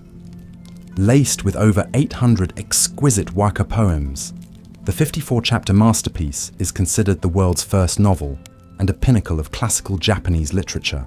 Its psychological depth, rich visual detail, and bold treatment of romance and sexuality all sprang from the mind of the court lady known as Murasaki. Against the odds, she achieved a level of education that equipped her with the tools and talent to create an enduring work of art. But Murasaki's experience was the exception, not the rule, for noble women of the age, and certainly for women of lower classes. There were few paths besides marriage available. For peasant girls, that transition might come as young as 13 or 14. Even some samurai and noble houses married off their daughters in their mid-teens to cement political alliances. Marriage was not about love, but practicality and duty. Weddings were arranged by parents with careful calculations of social rank, financial gains, and ties between extended families. The bride was expected to be virgin, obedient, skilled in homemaking, and hopefully fertile. Imagine the trepidation a girl must have felt, barely into her adolescence, as she left behind the only home she'd known to start a new life with her husband's family. There, she would be expected to serve her in-laws and bear as many children as possible, with immense pressure to produce a male heir swiftly. Infertility was always seen as the woman's fault. A bride who failed to conceive a son might find herself replaced by another wife or a concubine. Consider the case of Tokugawa Masako, born into a powerful samurai family in 1607. At the tender age of 15, she was married off to the second Tokugawa shogun, Hidetada, to shore up her clan's position in the new regime her father had helped put in power. Much was riding on young Masako to ensure an heir to the shogunate. Fortunately, just shy of her 18th birthday, Masako gave birth to a healthy boy, the future third shogun Iemitsu. She would go on to bear Hidetada 5 more children, cementing her place as a political force to be reckoned with. When her husband died, Masako took the title of Taitokuin and became a key advisor to her son, the new shogun. As a formidable dowager, Masako wielded considerable influence behind the scenes of the shogunate. She issued orders, received officials, and intervened in conflicts between rival factions. When a scandal threatened Iemitsu's heirs, Masako acted quickly to preserve the line of succession. Her shrewd instincts and unwavering loyalty to the Tokugawa clan made her arguably the most powerful woman in Japan at the time. But Masako's place at the pinnacle of feudal society was rarefied air that vanishingly few women would ever breathe. For the vast majority, their adult lives revolved entirely around domestic duties, with little opportunity for anything beyond household drudgery and motherhood. A woman was judged almost solely on her ability to bear children, especially sons to carry on the family name. Frequent pregnancies were the norm for married women during their fertile years. But without access to modern medicine, these repeated pregnancies exacted a heavy toll. Complications from childbirth were a leading cause of death for women in feudal Japan. The average woman might expect to bear 5 or 6 children, but infant mortality rates were also high. Perhaps only half would survive to age 5.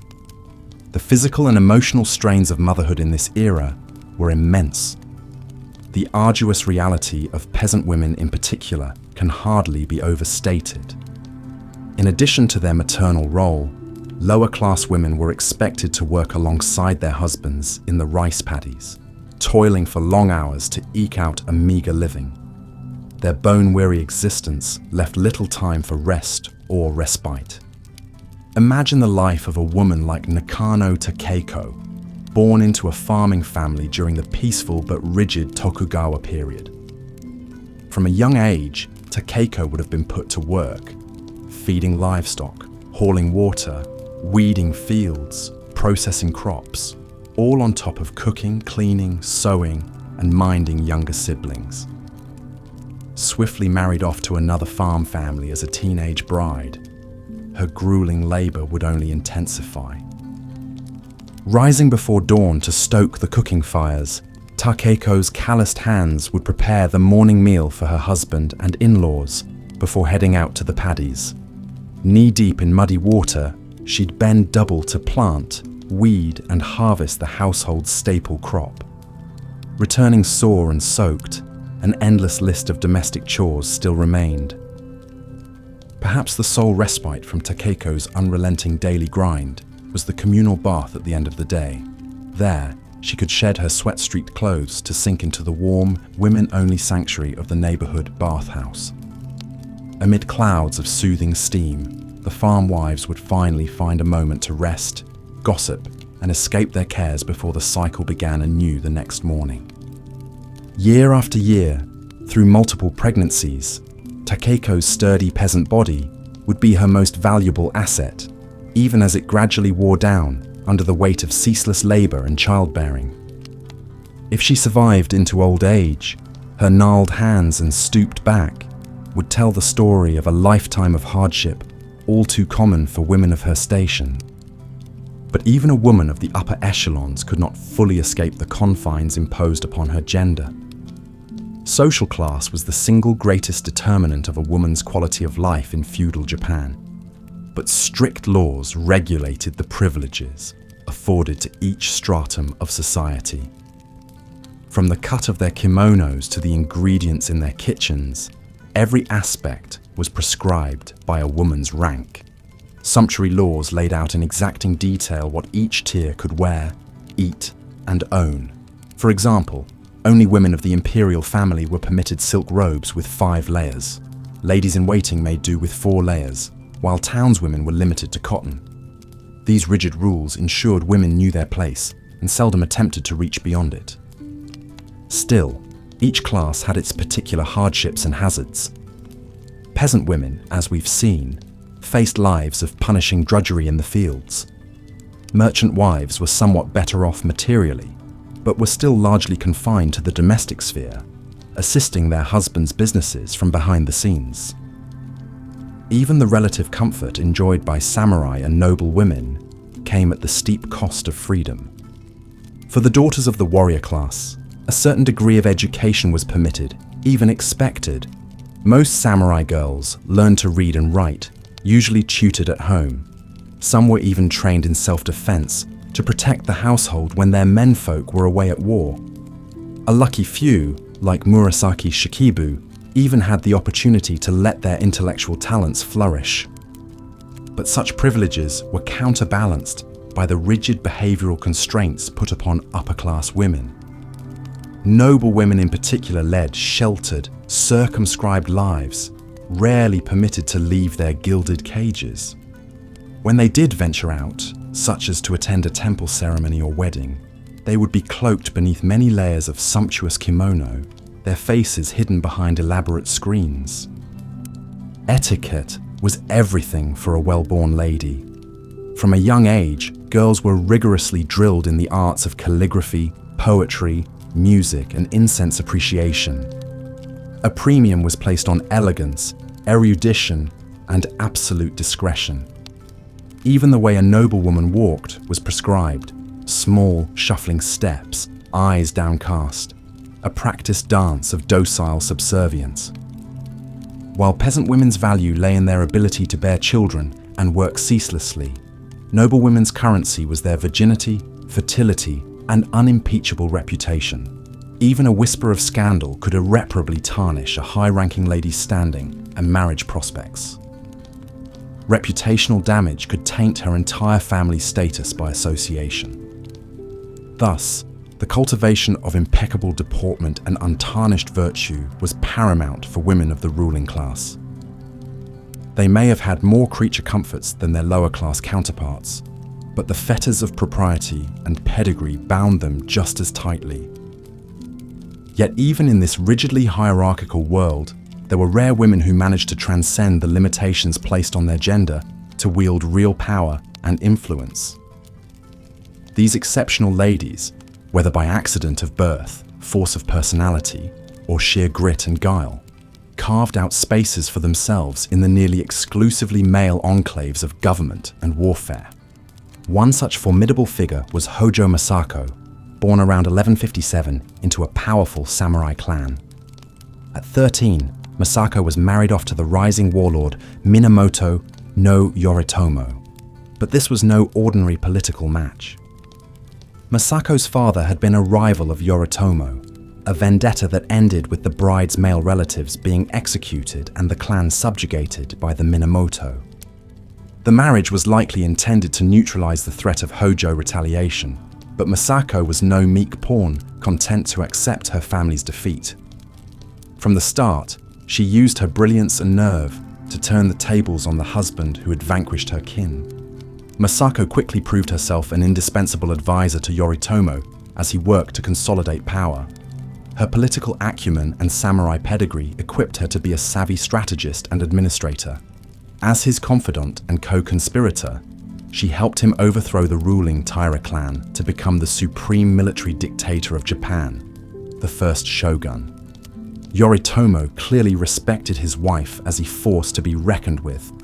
He is said to have called her his other self. Some of his top generals even complained about the disproportionate sway Masako seemed to hold over the mighty warlord. But Masako was just getting started. When Yoritomo died unexpectedly in 1199, she sprang into action to protect her clan's position. In a bold power play, Masako had her father appointed regent to her son, the child shogun, making the Hojo the de facto rulers behind the throne. For the next 20 years, Masako was the eminence grise of the shogunate, masterminding her clan's dominance. While she was compelled to rule through male puppets, there was no mistaking that Masako was truly pulling the strings. She had secured her place in the very upper echelons of feudal power, virtually unheard of for a woman of the age. Masako's fierce ambition and tenacity in the face of adversity was extraordinary.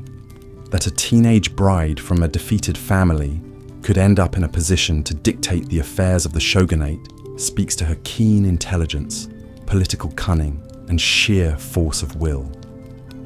While she could not escape all of the usual limitations and indignities visited upon women, she pushed their boundaries further than most could dream. But Masako and her ilk were the exceptions that proved the rule in feudal Japan. For the overwhelming majority of women, their lives and identities were subsumed by their roles as wives and mothers, with precious little autonomy or self-determination afforded to them. Even a woman's experience of pregnancy and childbirth, her most elemental biological function, was rigidly controlled by the mores and superstitions of the era. Menstruating women were considered ritually unclean, their blood thought to be dangerously polluting. During their monthly cycles, women were often confined to separate quarters and barred from preparing food or entering sacred spaces. This stigma extended to childbirth as well. Parturition huts called ubuya were set up away from the main house for women to deliver their babies. These birthing huts were dark, dirty, and poorly ventilated, a reflection of the perceived taint of the process. After the birth, the new mother would need to stay in seclusion in the ubuya for a period of days or weeks until she was considered cleansed. Only then could she return to the bosom of her family with her newborn. This isolation during such a vulnerable time, sequestered as if diseased, speaks volumes about the abiding unease around the fundamental female capacity to create new life. These entrenched taboos around the mysteries of womanhood, seen as simultaneously alluring and unsettling, shaped societal attitudes for centuries. Even as the feudal era gave way to the more modern Meiji period in the late 19th century, these deep-rooted stigmas persisted.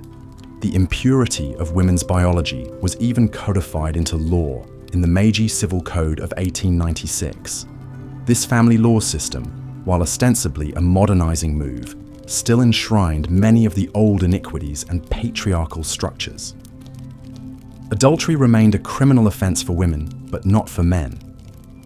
Women were obliged to wait 6 months to remarry after a divorce due to an archaic belief they would not know the father of a child born too soon. Up until the mid-20th century, many temples and sumo wrestling tournaments still banned women due to menstrual taboos. Some Shinto shrines had stones where women could stand to watch festivals, careful not to contaminate the sacred grounds. These enduring pockets of gender discrimination, holdovers from the feudal past, underscored just how rigid and deep-seated attitudes about women's inherent inferiority were in Japanese culture. For all the seismic social shifts of the late 1800s, true female emancipation would prove to be a slow, incremental battle against centuries of oppressive tradition. But even in the medieval era, some women were striving mightily against their prescribed roles, carving out unlikely niches for themselves on the margins of this male-dominated society. One realm where women could occasionally wield some measure of influence and independence was, perhaps surprisingly, within religious orders. Buddhism had been introduced to Japan in the 6th century and steadily gained traction in the ensuing centuries. By the feudal era, it was firmly established as one of the country's major faiths, alongside the indigenous religion of Shintoism. These belief systems would intertwine to deeply influence Japanese culture and daily life. For women in particular, Buddhism offered some rare avenues for education, leadership, and spiritual authority denied to them in secular society. Noble women were known to take vows as nuns, sometimes in widowhood, or as a way to escape the confines of arranged marriages. Inside convents and monasteries, these women would be freed from their usual domestic duties to immerse themselves in scripture, meditation, and ascetic practices. Some even had opportunities to travel on pilgrimages to holy sites or study under eminent monks. Religion provided a sliver of space for women to exist outside of their relationships to men as wives, mothers, and daughters. The temple Hokkaji in Nara is a potent symbol of this phenomenon. Founded in 745 by the Empress Komyo, Hokkaji was Japan's first convent, established to pray for the soul of the empress's deceased mother. The temple housed both nuns and monks in its sprawling grounds, with women serving as abbesses and administrators. For centuries, Hokkaji was a thriving center of female Buddhist practice and scholarship. Court ladies and noblewomen from across Japan's provinces would flock there to take religious vows and immerse themselves in clerical life. The convent was renowned for its beautiful gardens, tranquil atmosphere, and the erudition of its nuns. Hokkaji stands as a testament to the indomitable will of women, determined to find avenues for learning and contemplation in a world that sought to constrain them to the domestic sphere. It speaks to the thirst for knowledge and self-actualization that simmered beneath the placid surface of even the most privileged women's lives. The Empress Komyo herself was an exemplar of the kind of quiet sub. Mochizuki Chiyome was a remarkable woman who defied convention in feudal Japan.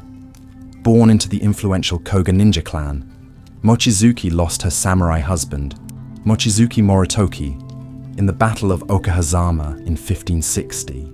Newly widowed in her mid-20s, Mochizuki could have retreated into the expected life of a grieving noblewoman. But instead, she approached her uncle, the powerful warlord Takeda Shingen, with a daring proposition.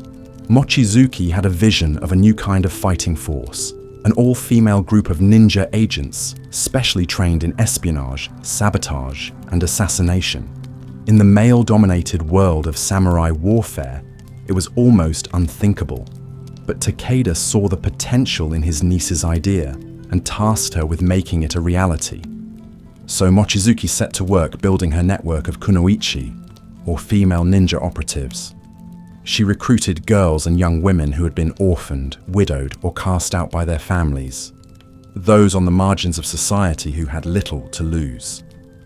Mochizuki offered them a new purpose and a way to survive in a harsh world. At Mochizuki's hidden training camps in the mountains, the kunoichi learned the arts of stealth, disguise, and infiltration. They were taught to blend in seamlessly with any level of society, from the lowliest peasants to the wealthiest nobility. Mochizuki drilled them mercilessly in martial arts, teaching them to wield daggers, throw shuriken, and deliver lethal poison. Perhaps most importantly, she trained them to use their wits and feminine wiles to manipulate men and extract vital secrets. Before long, Mochizuki had assembled a formidable force of some 200 to 300 kunoichi agents, fiercely loyal to her and the Takeda clan. She dispatched them on missions deep into enemy territory, where they could move about freely in guises as unassuming as maids, entertainers, or priests. They eavesdropped in tea houses, seduced secrets from loose-lipped officials, and assassinated key targets when the need arose. Diligent and deadly, Mochizuki's kunoichi proved their worth as the Takeda clan's shadowy secret weapon.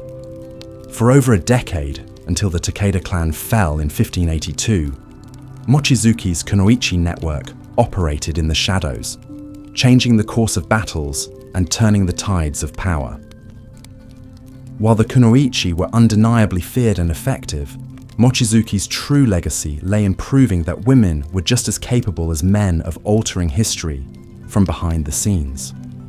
Through her visionary leadership, she offered hundreds of disadvantaged women a chance at an independent life in a society that so often confined them. While Mochizuki's own fate after the Takeda's fall is unknown, her groundbreaking kunoichi force was just one of many ways that exceptional women managed to carve out agency and influence even within feudal Japan's rigid gender roles.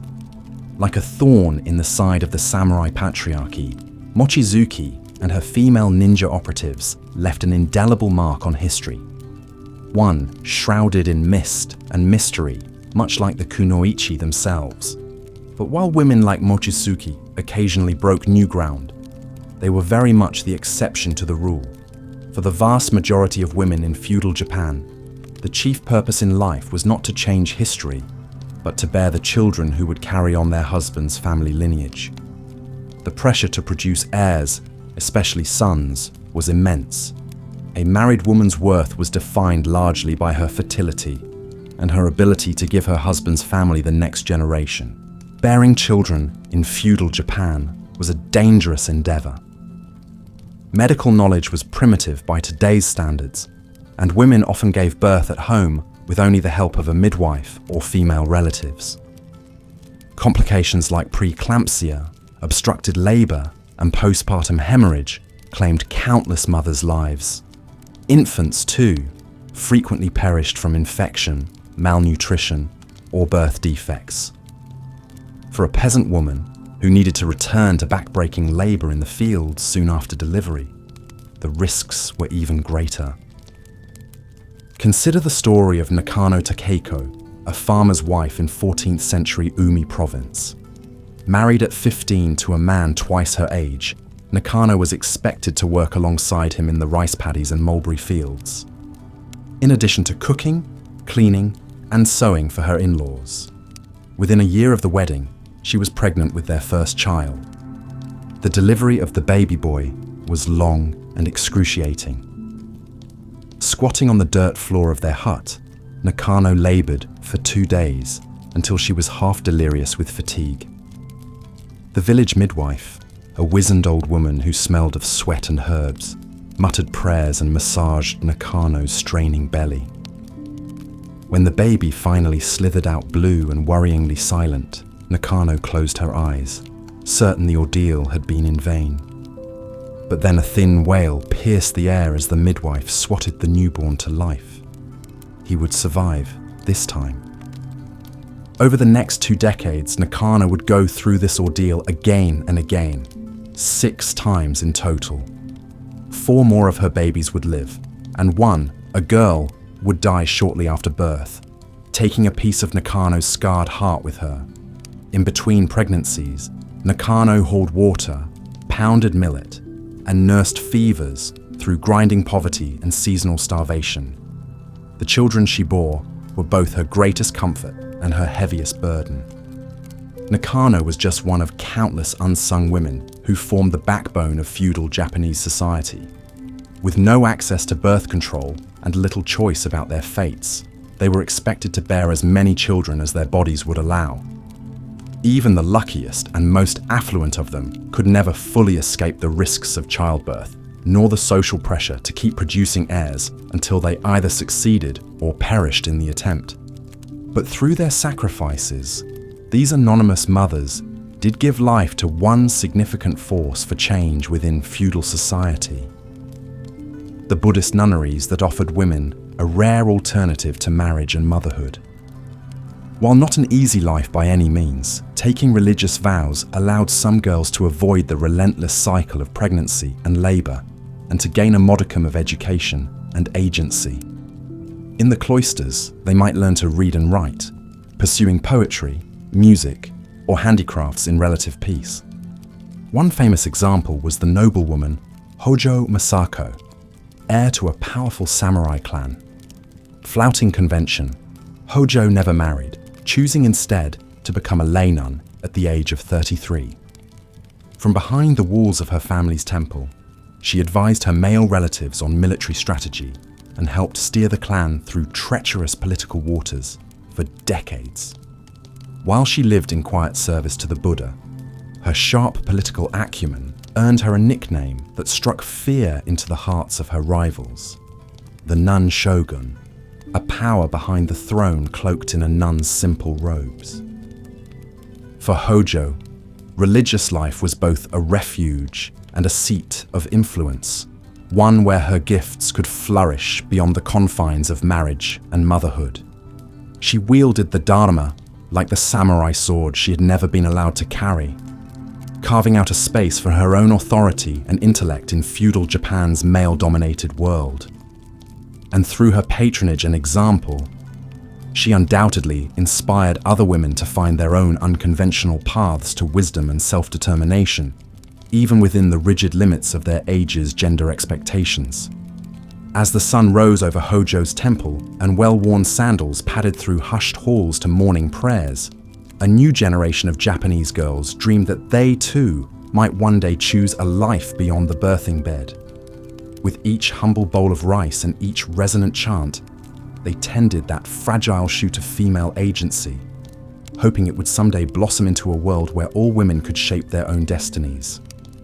Until then, the nunneries would remain a cherished sanctuary, a place where women could be reborn on their own terms, even in a society that often saw them as little more than vessels for the next generation of men. From the venerable temples to the lowliest peasant huts, feudal Japan was a complex tapestry of female lives and fates. Certainly the era was brutally unequal, with women's roles circumscribed by rigid social mores and male authority. But within those constraints, women like Mochizuki Chiyome, Hojo Masako, and countless unsung heroines found ways to shape history and leave their marks on a society that too often overlooked their talents and sacrifices. Through guile, grit, and quiet subversion, they laid the groundwork for the slow march toward women's liberation in Japan, a journey that would take many centuries more. And as we drift off to sleep tonight, let us dream of them, the hidden kunoichi and the wise old nuns, the battle-weary widows and the bright-eyed peasant girls. May we honor their resilience and carry forward their legacy, knowing that each of us stands on the shoulders of the visionary women who came before. Good night, and sweet dreams of a world transformed by women's strength. Late life for women in feudal Japan was often a time of increased hardship and vulnerability, especially for those who had survived the perils of multiple childbirths. By their 40s and 50s, many women were considered old, their youth and fertility behind them. Those lucky enough to still have a living husband now faced the prospect of widowhood, as men frequently died before their wives due to war, dangerous occupations, or the ravages of a hard life. A widow's fate could be precarious. With little ability to earn an income herself, she was reliant on the support of her grown children or male relatives. If she had no family to turn to, or they were unable or unwilling to help, she might be forced into begging to survive. Picture an elderly woman, her body bent from years of physical labor, her face lined with grief and worry, holding out a trembling hand to passers-by on the street, hoping for a few coins or scraps of food. Some older women sought solace and security in religion. Buddhism offered a socially acceptable path for widows or those seeking a more contemplative life. Women could become nuns, living out their days in the simple, structured environment of a temple. There, they might find a sense of community among other women, as well as a higher purpose in religious devotion and service. Wealthier women who had the means might go on pilgrimages to sacred sites, earning merit for the next life while escaping the confines of the home in their remaining years. But this autonomy was rare. Most older women still lived under the authority of a male relative, following the same conventions of filial piety and obedience they had observed since childhood. A fascinating example of a woman who wielded influence even in late life is Hoyo Masako. Born into the powerful Hojo clan in 1156, Masako navigated the treacherous world of feudal politics with intelligence and skill. She married the shogun Minamoto no Yoritomo and bore him 2 sons, securing the family line. After her husband's death, Masako became a lay nun, as was common for elite widows. But rather than retiring quietly to a temple, she continued to shape events behind the scenes. Through clever political maneuvering, Masako helped her father and then her second son become shoguns, cementing the Hojo clan's dominance. She communicated with officials, issued orders, and even led troops into battle to protect her family's interests. Nicknamed the Nun Shogun, Masako defied conventions to hold sway in a male-dominated system, earning grudging respect from allies and enemies alike. But such a remarkable figure was the exception, not the rule, and her elite samurai status granted her far more latitude than common women enjoyed. For the vast majority of women in feudal Japan, old age was a time of diminishing options and deepening dependence, when the limitations and disparities that circumscribed their lives only intensified. As a woman's life drew to a close, she could reflect on the narrow path she had walked.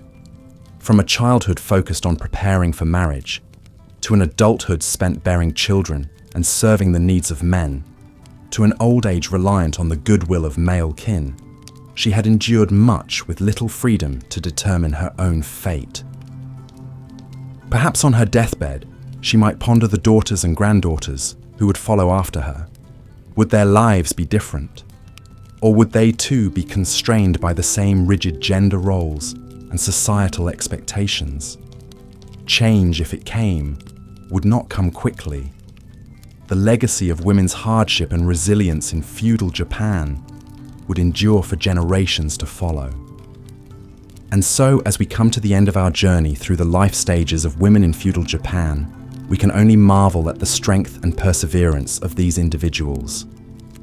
From birth to death, they faced unimaginable challenges and restrictions, yet they found ways to survive and even carve out small spaces of agency and meaning in a world stacked against them. Their stories serve as a reminder of the profound inequalities and injustices of the past and the ongoing struggle for women's rights and freedoms that continues to this day. By understanding and honoring the experiences of these long-ago women, we can draw inspiration for the work that still needs to be done to create a more just and equitable world for all. As we drift off to sleep, let us hold in our hearts the memory of these women, the nameless multitudes who toiled and endured in the shadows of history, May their courage and resilience light the way forward as we strive to build a future where every person, regardless of gender, can live a life of dignity, opportunity, and choice. Continued from previous section. Hojo Masako's influence, even in her elderly years, was a testament to her remarkable life. But for most women, growing old meant facing new hardships in an unforgiving society. With each passing year, a woman's value and status diminished further. Those who were fortunate enough to have surviving children, especially sons, could hope to be cared for in their twilight years. But for the many women who were widowed, childless, or destitute, the autumn of life brought only greater struggle and isolation. With no social safety net or support system beyond their families, elderly women were at the mercy of their kin, or lack thereof. The lucky ones might reside with their grown children and help care for their own grandchildren. Looking on as a new generation of women began the same difficult cycle anew. Others, however, found themselves utterly cast aside, shunned as burdens with nothing more to offer. On the fringes of society, some widows and spinsters sought solace in spirituality, becoming Buddhist nuns or devoting themselves to religious communities in their final decades. Within temple life, these women could find a modicum of purpose, support, and belonging in a world that otherwise discarded them. The Buddhist principles of detachment and transcending worldly suffering perhaps brought a measure of peace to weary hearts. Yet many other elderly women had no such recourse. With no temple to take them in, no children to rely on, and no means to support themselves, they were left destitute and desperate. In the shadows of villages and towns, these forgotten women grasped for survival by any means they could, begging, foraging, or quietly withering away. Their plight was a stark reminder of the precariousness of a woman's existence in feudal Japan, where her welfare was always contingent on the men in her life. As a woman reached the end of her days, she could reflect on a lifetime shaped by the unyielding strictures of her society. From the moment she drew her first breath as a swaddled infant, her path had been laid out before her, a narrow road bound by duty, obedience, and self-sacrifice. At every stage, her worth had been measured by her utility to the men who controlled her destiny. Her joys and comforts had been meager, her hardships and trials many. But perhaps, in quiet moments, she also remembered the small triumphs and secret strengths that had sustained her, the personal resilience she had forged through enduring each day in an unequal world, the bonds of solidarity she had shared with other women, even as the rules of society conspired to isolate and silence them. The flashes of beauty, love, and laughter that had illuminated even the darkest times. As her eyes closed one last time, she left behind a complex legacy, one of oppression and indomitable spirit, of subjugation and subtle resistance, of lives half-lived and battles hard-fought.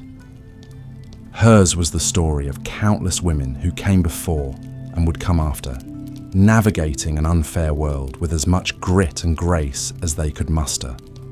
And though the wheels of history would not noticeably budge in feudal Japan, this woman and her sisters helped lay the long foundation for a slowly changing society.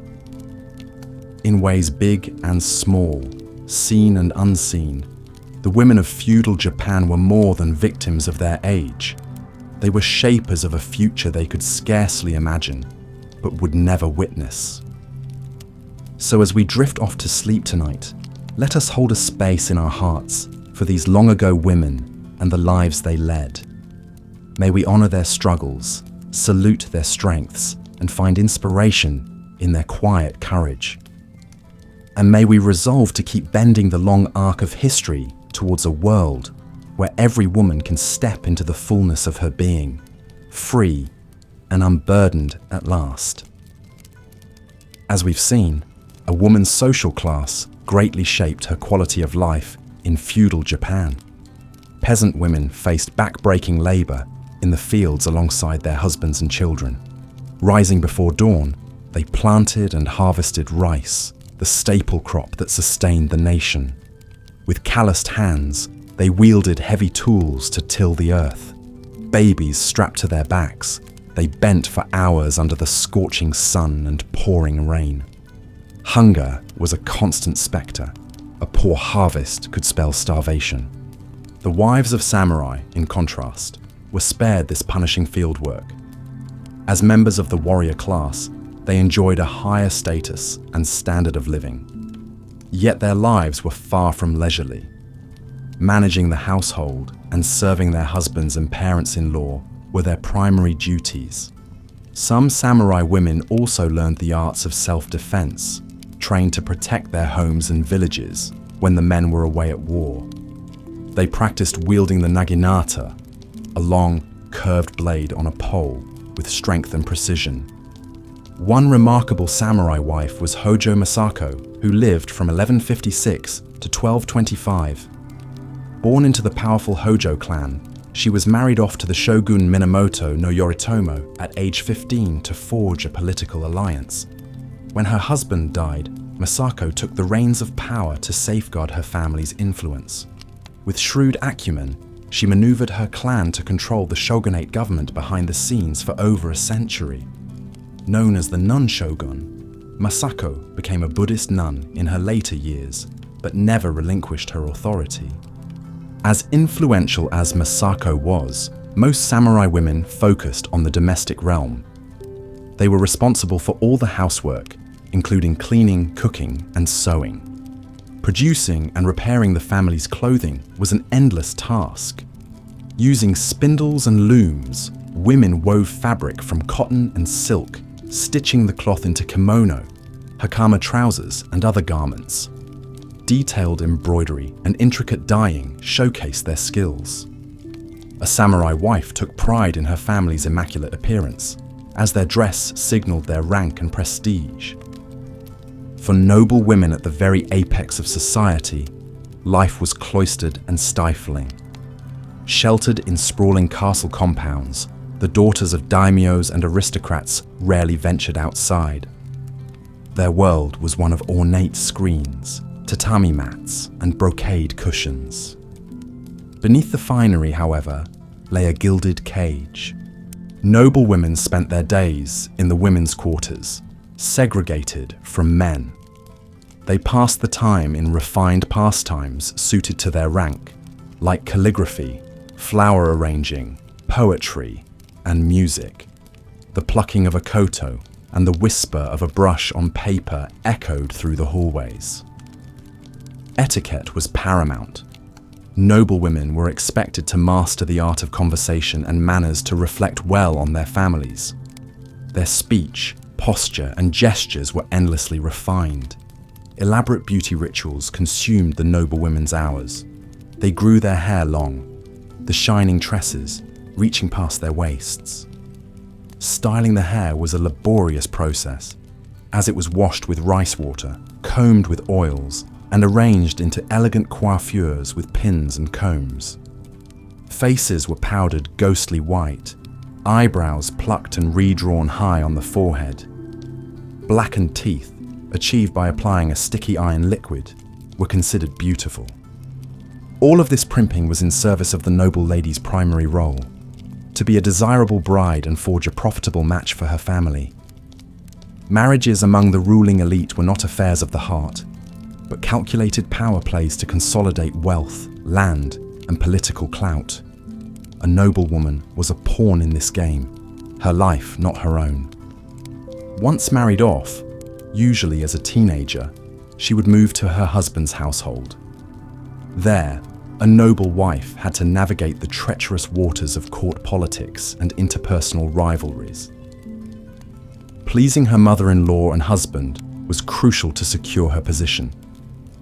But noblemen commonly kept multiple concubines, and a wife's status could be undermined at any moment by a younger, more favored mistress. The main consorts of elite men wielded the most power and respect, as they bore the heirs.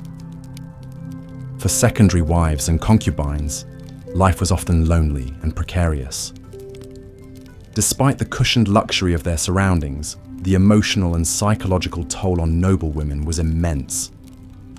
Living only to serve the whims of men, valued solely for their beauty, fertility, and pedigree, their existence had a suffocating emptiness. They poured their silent sorrows and secret longings into the poetry and diaries that were their sole outlets for self-expression in this rarefied world. Beyond the nobility, women of all classes found some escape from the rigid gender roles through religion. Buddhism had spread throughout Japan in the feudal era, and women embraced it as a path to enlightenment and social service.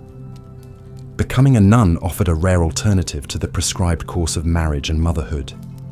Noble women, samurai wives, and peasant women alike took vows and entered convents in their later years, often after being widowed. In the holy order, they were liberated from the subservience of secular life. As nuns, they could devote themselves to spiritual practice, temple duties, and charitable works.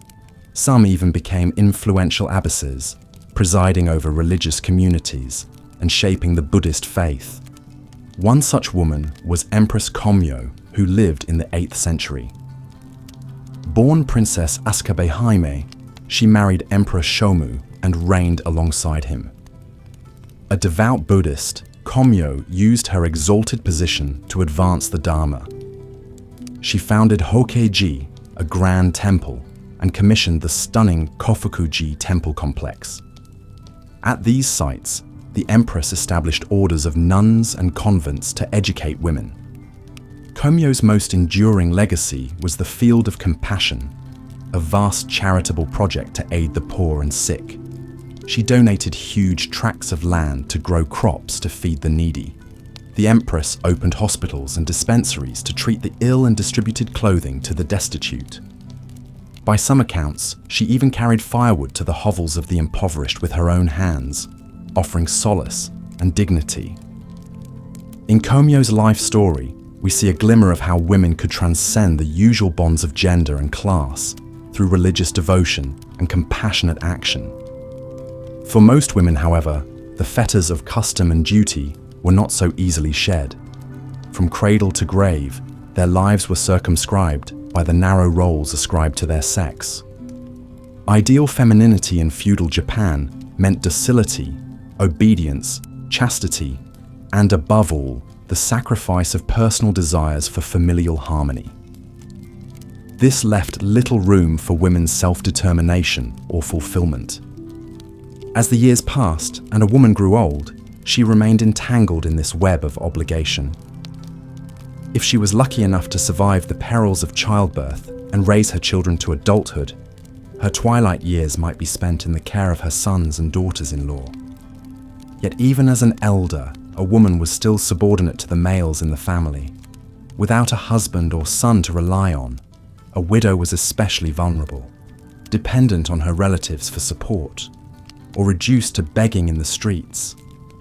In this final stage of life, some women found solace in religion, making pilgrimages to holy sites or retreating to a nunnery. Others poured their hard-earned wisdom into guiding the younger generations, hoping to spare them some of the trials they had endured. But for many, the end came with little fanfare, their histories unrecorded, their hardships unremarked. They passed from this world as they had lived in it, invisible and unsung. Looking back across the centuries, we catch but fleeting glimpses of the lives of women in feudal Japan. Through fading ink on weathered pages, in the strokes of a pen or the stitches of an embroidery, their experiences are transmitted to us in fragments. The poems, diaries, and legends left behind hint at the joys and sorrows, the triumphs and trials that shaped their days. What emerges is a portrait of resilience in the face of adversity. Though constricted by a rigid social order, women found ways to carve meaning and beauty from their allotted circumstances. They birthed and reared children, labored and toiled, navigated court intrigues and village squabbles. Some, through sheer strength of will or quirks of fate, even rose to wield influence in a world that denied them formal power. Yet the overwhelming reality for most women was one of subjugation, their lives given over to the service of men. The diverse roles they played, wife, mother, daughter, concubine, nun, were parts they were born to inhabit, not free to choose. To be a woman in feudal Japan was to live within the unyielding boundaries of this script, to endure with grace the heavy costumes and the often tragic endings. In our modern age, it is all too easy to imagine these women's lives as distant and foreign, separated from us by an unbridgeable chasm of time and culture. But if we listen closely to the whispers that echo across the ages, we may find a common thread that binds us to our foremothers. For though the trappings of the tale may change, the struggles of the heart remain constant. In the face of entrenched inequalities, women then and now have had to find their own paths to fulfillment, carving out spaces of agency and self-expression wherever they could. They have fought, overtly and covertly, to expand the roles open to them and to rewrite the scripts that would limit their potential. This, perhaps, is the enduring legacy of the women of feudal Japan, a testament to the unquenchable spark of the human spirit that refuses to be snuffed out, no matter how strong the forces arrayed against it. So as we close this chapter of history, let us carry forward the lessons these women's lives can teach us. Let us honor their sacrifices and celebrate their victories, however small or unsung. And let us strive to create a world where no woman's fate is sealed by the circumstances of her birth, where every woman has the freedom to write her own story. The women of feudal Japan may have been born into a society that sought to constrain them at every turn, but they never stopped struggling against those bonds. In their quiet acts of defiance and their determined efforts to find meaning and purpose within their prescribed roles, they planted the seeds of change that would bear fruit long after their own lifetimes. Their stories, half lost to the mists of time, remind us of the indomitable power of the human will to endure and, inch by inch, to reshape the world into a fairer, more just place. As we drift off to sleep, let us carry these women in our hearts, these dreamers and fighters, these wives and mothers and nuns and shoguns. Let us remember their struggles and their strength, and let us honor their memory by continuing the work they began, the work of building a world where every woman's voice can be heard and every woman's story can be told. Good night. As we've seen, even wealthy and influential women like Hojo Masako couldn't fully escape the confines of their gender roles. In her later years, after a lifetime of political maneuvering and clan leadership behind the scenes, Masako took the tonsure and became a Buddhist nun. This was a common path for aristocratic women once they reached old age. Retiring to a temple allowed them to withdraw from worldly affairs and devote themselves to prayer and spiritual pursuits. But even as a nun, Masako couldn't completely let go of her political instincts. When her son was forced to abdicate as shogun, she orchestrated a coup to restore her clan's power, rallying Hojo loyalists from her convent. Masako's story epitomizes how some exceptional women found ways to influence events and wield authority, even within an oppressive system. But they were very much the exception. For the vast majority of women, religious life was less about intrigue than solace and security in their twilight years. Pilgrimages to holy sites were another way older women might find some independence and mobility in a society that normally kept them homebound. These journeys offered a rare chance to travel and socialize beyond their villages under the auspices of spiritual devotion. Poorer women without family support joined pilgrimages out of necessity as a licensed form of begging. Some even became permanent pilgrims, wandering from shrine to shrine, to sustain themselves. Whether seeking enlightenment or just basic sustenance, a woman's final years typically remained precarious and dependent on men. With limited options to support herself, no legal rights, and fading physical strength, an elderly peasant woman might hope at best for the forbearance of her male kin, or failing that, the charity of monks and nuns. So, from cradle to grave, a woman's path in feudal Japan was rarely her own to choose. Her life's major junctures, birth, coming of age, marriage, childbearing, widowhood, religious vows, and death, were all shaped by the mandates of a starkly patriarchal society. At each stage, her worth was tied to her role in perpetuating the family and serving the domestic sphere. Some resisted these constraints more boldly than others. The feudal era had its share of rebel nuns, unconventional thinkers, and even women warriors. But they stood out precisely because they defied the prescribed norms. The good wife, wise mother ideal left little room for such departures. Over the centuries, that feminine archetype would only grow more entrenched, even as feudal Japan gave way to the modern age. Elements of the feudal mindset toward women, defining their value in terms of obedience, fertility, and household labor, proved surprisingly persistent. While the rigidities of class and samurai culture have faded, echoes of old attitudes about a woman's place still percolate in more contemporary expectations. Of course, the intervening years have brought hard-won progress and freedoms unimaginable to the women of the Warring States era.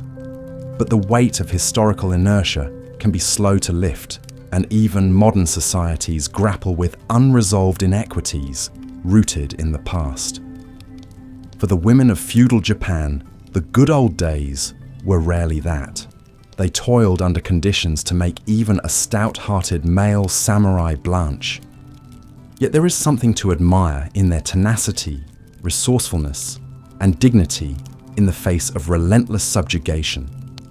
Through centuries of upheaval and privation, these women quietly held together the social fabric, household by household.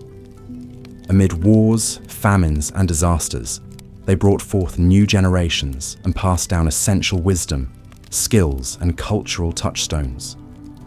Their sacrifices and strength, however unsung, helped a civilization endure. So the next time you see a demurely smiling geisha or a kimono-clad noblewoman in a period drama, consider the millennia of unimaginably hard living those images paper over. Spare a thought for the anonymous multitudes who struggled and survived in the shadows of feudal Japan's male-dominated world. Their individual triumphs and tragedies may be lost to history, but their collective story is one of awe-inspiring grit and grace under fire.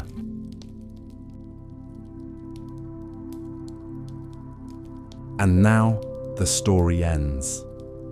Thank you for joining me tonight on the Sleepy History Channel.